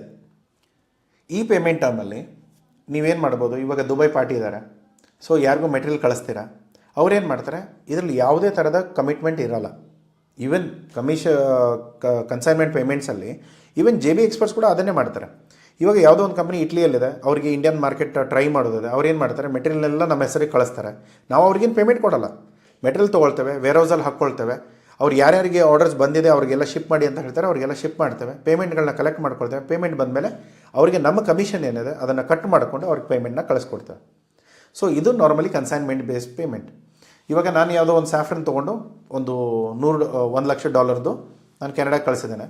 ಅಲ್ಲಿ ಏನಾಗುತ್ತೆ, ಅವನು ಅದನ್ನು ಡಿಸ್ಟ್ರಿಬ್ಯೂಟರ್ ಏನು ಮಾಡ್ತಾನೆ, ಆ ಮೆಟೀರಿಯಲ್ಗಳನ್ನ ತೊಗೊಂಡು ಲೋಕಲ್ ಮಾರ್ಕೆಟಲ್ಲಿ ಮಾರ್ತಾನೆ. ಮಾರಿದ ಮೇಲೆ ಅದರ ಪೇಮೆಂಟ್ ಏನಿದೆ ಅದನ್ನು ನನಗೆ ವಾಪಸ್ ಅವನ ಕಮಿಷನ್ನ ಹಿಡ್ಕೊಂಡು ಕಟ್ ಮಾಡಿಕೊಂಡು ಬೇರೆ ಏನು ಪೇಮೆಂಟ್ ಇದೆ ಅದನ್ನು ನಾನು ಕಳಿಸ್ಕೊಡ್ತಾನೆ. ಇಲ್ಲ ಅವನಿಗೆ ಪೇಮೆಂಟ್ ಕಮಿಷನ್ ನಾನು ಸಪ್ರೇಟ್ ಕಳಿಸ್ಬೇಕಂದ್ರೆ ನಾನು ಸಪ್ರೇಟ್ ಅವ್ನ ಕಮಿಷನ್ ಚಾರ್ಜಸ್ ಕೊಡ್ತಾನೆ. ಬಟ್ ಅವ್ನು ಏನು ಮಾಡ್ತಾನೆ, ಫುಲ್ ಇನ್ವಾಯ್ಸ್ ಏನಿದೆ ಅದನ್ನು ಸೆಟಲ್ ಮಾಡ್ತಾನೆ. ಸೊ ಈ ಥರ ತುಂಬ ವಿಷಯಗಳಿರುತ್ತೆ. ಇದನ್ನು ನೋಡಿಕೊಂಡು ನೀವು ಬಿಸ್ನೆಸ್ನ ಪ್ಲ್ಯಾನ್ ಮಾಡ್ಕೋಬೋದು. ಸೊ ಇದರಲ್ಲಿ ಏನಾಗುತ್ತೆ, ಇದು ತುಂಬ ಜನ ಯಾರಿಗೆ ಅಂದರೆ, ಸರ್ ನನಗೆ ಆ ಮಾರ್ಕೆಟ್ ಗೊತ್ತಿಲ್ಲ. ಇವಾಗ ನಾರ್ಮಲಿ ಹೇಗೆ ಅಂತಂದರೆ, ನಾವೊಂದು ಹೊಸ ಮಾರ್ಕೆಟ್ ಟ್ರೈ ಮಾಡ್ತಾ ಇದ್ದಾನೆ, ಬಟ್ ಐಡಿಯಾ ಇಲ್ಲ ಅಲ್ಲಿ ಮಾರ್ಕೆಟ್ ವರ್ಕೌಟ್ ಆಗುತ್ತೋ ಇಲ್ವೋ, ಬಾಯರ್ನ ಹುಡುಕೊಂಡು ಇಷ್ಟೆಲ್ಲ ಮಾಡೋ ಬದಲು ನಾವೇನು ಮಾಡ್ತೇವೆ, ಒಬ್ಬ ಡಿಸ್ಟ್ರಿಬ್ಯೂಟರ್ ಯಾರು ಇಂಡಸ್ಟ್ರಿಯಲ್ಲಿ ಕೆಲಸ ಮಾಡ್ತಾ ಇದ್ದಾರೆ ಅವ್ರನ್ನ ಹಿಡ್ಕೊಂಡು ಅವ್ರಿಗೆ ನಾನು ಮೆಟೀರಿಯಲ್ ಕಳಿಸ್ಕೊಡ್ತೇನೆ, ನೀನು ನೋಡಪ್ಪ ಮಾರೋಕ್ಕಾಗತ್ತಾ, ಮಾರಿದ್ರೆ ಇಷ್ಟು ಕಮಿಷನ್ ತೊಗೋ, ಮಾಡೋಕ್ಕೆ ಸ್ಟಾರ್ಟ್ ಮಾಡು. ಸೊ ಇದರಲ್ಲಿ ಏನಾಗುತ್ತೆ, ಬರೀ ಮೆಟೀರಿಯಲ್ ಕಾಸ್ಟ್ ಅಷ್ಟೇ ನಮ್ಮದು, ಬೇರೆ ಅವನ ಲೋಕಲ್ ಓಡಾಡೋದು, ಪೇಮೆಂಟ್ ಕಳಿಸೋದು ಅದೆಲ್ಲ ಅವನದಿರುತ್ತೆ. ಇಲ್ಲಿ ರಿಸ್ಕ್ ಇರೋದೇನು, 100% ಫುಲ್ ಮೆಟೀರಿಯಲ್ ನಂದು ಏನು ಇನ್ವೆಂಟ್ರಿ ಇದೆಯೋ ಅದು ಫುಲ್ ಹೋಗ್ಬೋದು. ನಾನೇನು ಮೆಟೀರಿಯಲ್ ಇಲ್ಲಿಂದ ಇಂಡಿಯಾದಿಂದ ಸ್ಯಾಫ್ರನ್ ಕಳಿಸಿದೇನೋ ಅಲ್ಲಿ ಕೆನಡಾದಲ್ಲಿ ಅದನ್ನೇನಾದರೂ ಮಾರೋಕ್ಕೆ ನನ್ನ ಡಿಸ್ಟ್ರಿಬ್ಯೂಟರ್ಗೆ ಆಗಲಿಲ್ಲ ಅಂದರೆ ಅಲ್ಲಿಗೆ ನಿಮ್ಮ ಬಿಸ್ನೆಸ್ ಹೋಯ್ತು. ಆದರೆ ಏನು ಇಲ್ಲಿ ಯಾವ ರಿಸ್ಕ್ ನಾನು ತೊಗೊಳ್ಳೋದು, ನನಗೆ ಗೊತ್ತಿದೆ ಮುಂಚೆನೇ ಈ ಪೇಮೆಂಟ್ ಟರ್ಮ್ಸ್ ಇದು ರಿಸ್ಕಿ ಇದೆ. ಇಲ್ಲಿ ನಾನು ಕಳಿಸೋದು ಯಾವುದು, ಬರೀ ಸಣ್ಣ ಕ್ವಾಂಟಿಟಿ. ಸರ್ ಆಯಿತು ಇದು ಟ್ರೈ ಮಾಡೋಣ, ಆದರೆ ಆಯಿತು ಇಲ್ಲಾಂದರೆ ಇಲ್ಲ. ಸೊ ಆ ಥರದ್ದು ಯಾವ ಪ್ರಾಡಕ್ಟ್ಗಳು, ಅಥವಾ ಇದನ್ನೇನು ಫುಲ್ ಕಂಟೈನರ್ ಮಾಡಬೇಕಂತ ಏನಿಲ್ಲ, ಚಿಕ್ಕ ಕಂಟೈನರ್ ಅಥವಾ ಲೆಸ್ ದೆನ್ ಕಂಟೈನರ್ ಲೋಡ್ಸಲ್ಲಿ ಬರೀ ಏರ್ ಶಿಪ್ಮೆಂಟ್ ಮಾಡಿಕೊಂಡು ಕೂಡ ನಾನು ಚೆಕ್ ಮಾಡ್ಬೋದು. ಟ್ರೈ ಮಾಡಿ, ಮಾರ್ಕೆಟಲ್ಲಿ ವರ್ಕೌಟ್ ಆದರೆ ಸರಿ, ಇಲ್ಲ ಅಂದರೆ ಅದು ಮೆಟೀರಿಯಲ್ ಹೋಯ್ತು ಅಷ್ಟೇ. ಒಂಥರ ಡೆಮೋ ಪೀಸ್ ಕೊಡ್ತೇವಲ್ಲ ಮಾರ್ಕೆಟಲ್ಲಿ, ಇದು ಈ ಮಾಲ್ಸ್ಗಳೆಲ್ಲ ಡೆಮೋ ಪೀಸ್ ಕೊಡ್ತಾರೆ, ಟ್ರೈ ಮಾಡಿ ಅಂತ. ಆದರೆ ಟ್ರೈ ಮಾಡೋದ್ರಿಂದ ಅವ್ರಿಗೇನು ದುಡ್ಡು ಸಿಗಲ್ಲ, ಬಟ್ ಅದರೇನು ಮಾರ್ಕೆಟಿಂಗ್ ಆಗುತ್ತೆ, ಆ ಬ್ರ್ಯಾಂಡ್ ಡೆವಲಪ್ಮೆಂಟ್ ಆಗುತ್ತೆ. ಅಲ್ಲಿ ಜನ ಏನು ಅಂದ್ಕೊಳ್ತಾ ಇದ್ದಾರೆ, ಸೇರ್ತಾ ಇಲ್ವಾ, ಅವ್ರಿಗೆ ಬೇಕಾಯ್ತಾ ಇಲ್ವಾ, ಈ ಪ್ರತಿಯೊಂದು ನಿಮ್ಗೆ ಗೊತ್ತಾಗುತ್ತೆ. ಅದನ್ನು ಟ್ರೈ ಮಾಡೋಕ್ಕೆ ಇವಾಗ ನೋಡಿ, ನೀರು ಬಿಸಿ ಆಗಿದೆಯಾ ಅಥವಾ ತಣ್ಣಗಿದೆಯಾ ಅಂತ ನೋಡೋಕ್ಕೆ ನೀವು ಬರೀ ಬಟ್ಟೆ ಹಾಕಿಬಿಟ್ಟು ನೋಡಿದ್ರೆ ಸಾಕಾಗುತ್ತೆ. ಫುಲ್ ಕೈ ಹಾಕಿ ನೀವು ಜಂಪ್ ಮಾಡೋ ಅವಶ್ಯಕತೆ ಇಲ್ಲ. ಸೊ ಫುಲ್ ಮೈ ಸುಟ್ಕೊಳ್ಳೋ ಬದಲು ನೀವೇನು ಮಾಡಿ, ಒಂದು ಸ್ವಲ್ಪ ಉಗುರು ನೀರು ಬೆಚ್ಚಗಿದೆಯಲ್ಲೋ ಅಂತ ನೋಡೋಕ್ಕೆ ಬರೀ ಉಗುರು ಹಾಕಿದ್ರೆ ಸಾಕಾಗತ್ತೆ, ಅಷ್ಟು ಗೊತ್ತಾಗುತ್ತೆ. ಅದು ನೋಡಿಕೊಂಡು ಓಕೆ ಸರಿ, ಈ ಮಾರ್ಕೆಟ್ ಈ ಥರ ಇದೆ, ಇಲ್ಲಿ ನನ್ನ ಪ್ರಾಫಿಟ್ ಇದೆ ಅಥವಾ ಇಲ್ಲಿ ನನ್ನ ಪ್ರಾಫಿಟ್ ಇಲ್ಲ, ಇಲ್ಲಿ ಬಿಸ್ನೆಸ್ ನನಗೆ ಬೆಳೆಯಲ್ಲ, ಇದು ನನ್ನ ಬಿಸ್ನೆಸ್ ವರ್ಕೌಟ್ ಆಗುತ್ತೋ ಇಲ್ಲ ಅನ್ನೋದನ್ನು ನೋಡೋಣ. ಇವಾಗ ಸದ್ಯಕ್ಕೆ ಬೇಡ. ಇದು ಪ್ರತಿಯೊಂದೂ ನೀವು ಕನ್ಸೈನ್ಮೆಂಟ್ ಬೇಸ್ ಪೇಮೆಂಟ್ ಟರ್ಮ್ಸಲ್ಲಿ ನೀವು ಡಿಸೈಡ್ ಮಾಡ್ಬೋದು. ಯಾಕೆ, ಇಲ್ಲಿ ನಿಮಗೆ ಮುಂಚೆನೇ ಗೊತ್ತಿದೆ ಡಿಸ್ಟ್ರಿಬ್ಯೂಟರ್ ನಿಮ್ಗೆ ದುಡ್ಡು ಕೊಡ್ಬೋದು, ಕೊಡದೇ ಇರ್ಬೋದು. ಅವ್ನು ಡಿಸ್ಟ್ರಿಬ್ಯೂಟರ್ ಒಳ್ಳೆಯವನ ಕೆಟ್ಟವನ ಆದಮೇಲೆ ಅದರ ಮೇಲೆ ಇನ್ನೊಂದು ಏನು ಹೆಲ್ಪ್ ಆಗುತ್ತೆ ಅಂದರೆ, ಹೊಸ ಮಾರ್ಕೆಟ್ಗಳಿಗೆ ಅಥವಾ ಹೊಸ ಇದಕ್ಕೆ ನಿಮ್ಗೊಂದು ಕಾಲಿಡಕ್ಕೆ ಒಂದು ಆಪ್ಷನ್ ಸಿಗುತ್ತೆ. ಹೊಸ ಮಾರ್ಕೆಟ್ ಟ್ರೈ ಮಾಡಿ, ಅಲ್ಲಿ ನಿಮ್ಮ ಪ್ರಾಡಕ್ಟ್ ಕ್ಲಿಕ್ ಆಯಿತಾ, ಓಕೆ ವೆಲ್ ಆ್ಯಂಡ್ ಗುಡ್, ಇಲ್ಲ ಅಂದರೆ ಕಷ್ಟ ಇರುತ್ತೆ. ಸೊ ನಿಮಗೆ ಯಾವುದೇ ಈ ಥರದ ಬಿಸ್ನೆಸ್ಗಳನ್ನ ಟ್ರೈ ಮಾಡೋದಿದ್ರೆ ದಯಮಾಡಿ ನಮ್ಮ ಟೀಮ್ನ ಕಾಂಟ್ಯಾಕ್ಟ್ ಮಾಡಿ. ನಮ್ಮ ಹತ್ರ ಬೇಕಾದಷ್ಟು ಡಿಸ್ಟ್ರಿಬ್ಯೂಟರ್ ಆಪ್ಷನ್ಸ್ ಇದೆ, ನೀವು ಯಾವುದರಲ್ಲೂ ಪಾರ್ಟ್ನರ್ಶಿಪ್ ಮಾಡಿಕೊಂಡು ಅದನ್ನು ಮುಂದೆ ಕನ್ಸೈನ್ಮೆಂಟ್ ಮೂವ್ ಮಾಡ್ಬೋದು. ಸೊ ಇಲ್ಲಿ ಯಾವುದೇ ಬಾಯರ್ ಅಫ್ರಂಟ್ ಏನೂ ಇನ್ವೆಂಟ್ರಿ ತೊಗೊಳ್ತಾ ಇಲ್ಲ, ಮೆಟೀರಿಯಲೇ ತೊಗೊಳ್ತಾ ಇಲ್ಲ. ಇಲ್ಲಿ ಏನಿದ್ರು ಡಿಸ್ಟ್ರಿಬ್ಯೂಟರ್ ತೊಗೊಳ್ತಾ ಇದ್ದಾನೆ, ಡಿಸ್ಟ್ರಿಬ್ಯೂಟರ್ ಅವನ ಸರ್ಕಲ್ ಅಲ್ಲಿ ಯಾರ್ಯಾರಿಗೆ ಮಾರ್ಬೋದು ಅವ್ನು ಮಾರ್ತಾನೆ, ಅಲ್ಲಿ ಏನು ಇನ್ಪುಟ್ ಸಿಗುತ್ತೋ ಅದನ್ನು ನೋಡ್ಕೊಂಡು ಪ್ಲ್ಯಾನ್ ಮಾಡ್ಬೋದು. ಸೊ ಇದೊಂದು ಆಪ್ಷನ್ ನೀವು ಕನ್ಸಿಡರ್ ಮಾಡ್ಬೋದು. ಬ್ಯಾಂಕ್ ಗ್ಯಾರಂಟಿ, ಇವಾಗ ಸರ್ ಎಲ್ ಸಿ ಬಗ್ಗೆ ಆಲ್ರೆಡಿ ಹೇಳಿದ್ದೀರಾ, ಇವಾಗ ಬ್ಯಾಂಕ್ ಗ್ಯಾರಂಟಿ ಅಂದ್ರೆ ಏನು, ಅದು ಕೂಡ ಬ್ಯಾಂಕ್ ಗ್ಯಾರಂಟಿ ತಾನೇ ಅಲ್ಲ. ಎಲ್ ಸಿಯಲ್ಲಿ ಏನಾಗುತ್ತೆ, ಅವ್ನು ಬರೀ ನಿಮ್ಮ ಪೇಮೆಂಟ್ಗಳನ್ನ ಇಟ್ಕೊಂಡಿರ್ತಾನೆ, ನೀವು ಪೇಪರ್ಸ್ ಕೊಟ್ಟ ತಕ್ಷಣ ನಿಮಗೆ ಪೇಮೆಂಟ್ ಕೊಡ್ತಾನೆ. ನೀವು ಪೇಪರ್ಸ್ ಏನಾದರೂ ಸರಿಯಾಗಿ ಕೊಟ್ಟಿಲ್ಲ ಅಂದರೆ ನಿಮಗೆ ಪೇಮೆಂಟ್ ಬರಲ್ಲ, ರೈಟ್. ಇಲ್ಲೇನಾಗುತ್ತೆ, ಬ್ಯಾಂಕ್ ಗ್ಯಾರಂಟಿ ಅಂದರೆ ಇವಾಗ ನೀವಾಗಿರ್ಬೋದು ಅಥವಾ ನಿಮ್ಮ ಬಾಯರ್ ಆಗಿರ್ಬೋದು, ಈ ವಿಷಯದಲ್ಲಿ ಏನಾಗುತ್ತೆ, ನಿಮ್ಮ ಬಾಯರ್ ದುಡ್ಡು ಕೊಡಲಿಲ್ಲ ಆವಾಗ ಬ್ಯಾಂಕ್ ನಿಮಗೆ ದುಡ್ಡು ಕೊಡುತ್ತೆ. ಅಥವಾ ನೀವೇನಾದರೂ ಮೆಟೀರಿಯಲ್ಗಳನ್ನ ಫುಲ್ಫಿಲ್ ಮಾಡಿಲ್ಲ ಅಥವಾ ನೀವು ಅವನಿಗೆ ಮೆಟೀರಿಯಲೇ ಕಳಿಸ್ಲಿಲ್ಲ, ಅವಾಗ ಏನು ಮಾಡ್ತಾನೆ, ಈ ಬಾಯರ್ ದುಡ್ಡು ಏನು ನಿಮಗೆ ಕೊಟ್ಟಿದ್ದಾನೆ ಆ್ಯಸ್ ಅಡ್ವಾನ್ಸ್ ಅದನ್ನು ಅವನಿಗೆ ವಾಪಸ್ ಕೊಡ್ತಾರೆ. ಸೊ ಇದಕ್ಕೆ ನಾವು ಬ್ಯಾಂಕ್ ಗ್ಯಾರಂಟಿ ಅಂತ ಹೇಳ್ತಾರೆ. ಸೊ JB ಎಕ್ಸ್ಪರ್ಟ್ಸ್ ಏನು ಮಾಡುತ್ತೆ, ಒಂದು ಸೈನ್ ಮಾಡ್ತೇವೆ ಅಗ್ರಿಮೆಂಟು, ಅದರಲ್ಲಿ ಒಂದು $2 ಲಕ್ಷ ಎಕ್ಸ್ಪೋರ್ಟ್ ಮಾಡಬೇಕು ಸ್ಪೈಸಸ್ಸು, ಅದು ನೆದರ್ಲ್ಯಾಂಡ್ ಬಾಯರಿಗೆ. ಓಕೆ, ಸೊ ಇವಾಗ ಏನಾಗುತ್ತೆ, ನಾನೇನು ಮಾಡ್ತೇನೆ, ಪರ್ಫಾರ್ಮೆನ್ಸ್ ಬ್ಯಾಂಕ್ ಗ್ಯಾರಂಟಿ ತೊಗೊಳ್ತೇನೆ. ಅದನ್ನು ನಾನು ಏನು ಮಾಡ್ತೇನೆ, ಬಾಯರಿಗೆ ಹೇಳ್ತೇನೆ, ನನ್ನ ಹತ್ರ ಬ್ಯಾಂಕ್ ಗ್ಯಾರಂಟಿ ಇದೆ, ನೀವು ನಾನು ಪೇಮೆಂಟ್ ಕೊಡಿ, ನೀವು ಬ್ಯಾಂಕ್ ಗ್ಯಾರಂಟಿ ತೊಗೊಳ್ಳಿ, ನಾನು ಮೆಟೀರಿಯಲ್ ರೆಡಿ ಮಾಡಿ ಕೊಡ್ತೇನೆ. ಐಡಿಯಲ್ ಸಿಚುವೇಷನ್ ಏನು, ನಾನು ಒಂದು ವೇಳೆ ಡೆಲಿವರಿ ಮಾಡೋಕ್ಕೆ ಆಗಲಿಲ್ಲ ಅಥವಾ ನಾನು ಮೆಟೀರಿಯಲೇ ಕಳಿಸ್ಲಿಲ್ಲ ಅವನಿಗೆ, ಏನೋ ಆಯಿತು, ಸ್ಪೈಸಸಲ್ಲಿ ಏನೋ ಪ್ರಾಬ್ಲಮ್ ಆಯಿತು, ಕಂಟೈನರ್ಗಳು ಸರಿ ಆಗಲಿಲ್ಲ, ಅಥವಾ ನಾನು ಕಳಿಸಿರುವಾಗ ಕ್ವಾಲಿಟಿ ಏನೋ ಹೆಚ್ಚು ಕಡಿಮೆ ಆಯಿತು, ಅದು ಏನೋ ಆಗಿ ನನ್ನ ಮೆಟೀರಿಯಲ್ಗಳು ಅವನಿಗೆ ಇಷ್ಟನೇ ಆಗಲಿಲ್ಲ ಅಥವಾ ಅದೇನೋ ಇಶ್ಯೂ ಆಯಿತು, ನಾನು ಕಳಿಸ್ಲೇ ಇಲ್ಲ. ಸೊ ಹಾಗಿದ್ದಾಗ ಏನಾಗುತ್ತೆ, ನಾನು ಯಾರ ಹತ್ರ ಬ್ಯಾಂಕ್ ಗ್ಯಾರಂಟಿ ತೊಗೊಂಡಿದ್ದೇನೋ ಅವ್ರು ಹೋಗಿ ಈ ನೆದರ್ಲ್ಯಾಂಡ್ ಬಾಯರ್ಗೆ ಅವ್ರ ದುಡ್ಡು ನನಗೇನು ಕೊಟ್ಟಿದ್ರೋ ಅದನ್ನು ಅವ್ರಿಗೆ ವಾಪಸ್ ಕೊಡ್ತಾರೆ. ಸೊ ಅವಾಗ ಏನಾಗುತ್ತೆ, ಇವ್ರು ನಾರ್ಮಲಿ ಇವ್ರು ಎಲ್ಲಿಂದ ರಿಕವರ್ ಮಾಡೋದು, ನಾಳೆ ಇವರೇ ಬ್ಯಾಂಕ್ ಗ್ಯಾರಂಟಿ ತಾನೇ ನನಗೆ ಕೊಟ್ಟಿರೋದು, ಇವ್ರು ನನ್ನ ಹತ್ರ ವಸೂಲಿ ಮಾಡೋಕ್ಕೆ ಬರ್ತಾರೆ. ಸೊ ಐಡಿಯಲ್ ಸಿಚುವೇಷನ್ ಏನು, ಇಲ್ಲಿ ಬಾಯರ್ನಾದರೂ ಪ್ರೊಟೆಕ್ಟ್ ಮಾಡ್ಬೋದು ಅಥವಾ ನಿಮ್ಮನ್ನಾದರೂ ನೀವು ಪ್ರೊಟೆಕ್ಟ್ ಮಾಡ್ಕೊಳ್ಬೋದು. ಇವಾಗ ನಾಳೆ ನೀವು ಇಂಪೋರ್ಟ್ ಮಾಡ್ತಾಯಿದ್ದೀರಾ, ಅವಾಗ ಏನು ಹೇಳ್ತೀರಾ, ಸಪ್ಲೈಯರಿಗೆ ಇಷ್ಟೇ ಹೇಳೋದು, ಸರ್ ಬ್ಯಾಂಕ್ ಗ್ಯಾರಂಟಿ ಕೊಡಿ, ನಿಮ್ಗೆ ಆರ್ಡರ್ ಕೊಡ್ತಾನೆ, ನಿಮ್ಮ ಪೇಮೆಂಟ್ 100% ಅಡ್ವಾನ್ಸ್ ಬೇಕಲ್ಲ, ಸರಿ ತೊಂದರೆ ಇಲ್ಲ ನಾನು ಕೊಡ್ತೇನೆ, ಬಟ್ ನೀವು ಬ್ಯಾಂಕ್ ಗ್ಯಾರಂಟಿ ತೊಗೊಂಡು ಬನ್ನಿ. ಅವ್ರು ಬ್ಯಾಂಕ್ ಗ್ಯಾರಂಟಿ ತೊಗೊಂಡು ಬರ್ತಾರೆ, ಚೆಕ್ ಮಾಡ್ತೀರಾ, ಇಲ್ಲಿ ಕ್ರಾಸ್ ಚೆಕ್ ಮಾಡಿಸಿದಾಗ ಬ್ಯಾಂಕ್ ಗ್ಯಾರಂಟಿ ಓಕೆ ಇದೆ, ತೊಂದರೆ ಇಲ್ಲ, ನೀವು ಅವ್ರಿಗೆ ಪೇಮೆಂಟ್ ಮಾಡ್ಬೋದು. ಓಕೆ, ಪೇಮೆಂಟ್ ಮಾಡಿ. ಅವನೇನೋ ನಿಮಗೆ ಸಪ್ಲೈ ಮಾಡಲಿಲ್ಲ, ಒಬ್ಬ ಯಾರೋ ಚೈನೀಸ್ ಪಾರ್ಟಿಗೆ ನೀವೇನೋ ಪೇಮೆಂಟ್ ಕೊಟ್ರಿ, ಅವನು ಸಪ್ಲೈ ಮಾಡಿಲ್ಲ, ಅವಾಗೇನು ಮಾಡ್ತೀರಾ? ಆ ಬ್ಯಾಂಕ್ ಗ್ಯಾರಂಟಿ ಇದೆಯಲ್ಲ, ಆ ಬ್ಯಾಂಕ್ ಗ್ಯಾರಂಟಿ ಎಕ್ಸಿಕ್ಯೂಟ್ ಮಾಡ್ತೀರಾ. ಸರ್ ಇಲ್ಲಿ ನಿಮ್ಮ ಸಪ್ಲೈಯರ್ ಏನಿದ್ದಾರೆ, ನೀವು ಯಾರ ಹೆಸರು ಮೇಲೆ ಬ್ಯಾಂಕ್ ಗ್ಯಾರಂಟಿ ಕೊಟ್ಟಿದ್ದೀರಾ ಅವರು ಫುಲ್ಫಿಲ್ ಮಾಡಿಲ್ಲ, ಅದಕ್ಕೆ ನೀವು ನನ್ನ ಪೇಮೆಂಟ್ ವಾಪಸ್ ಕೊಡಿ.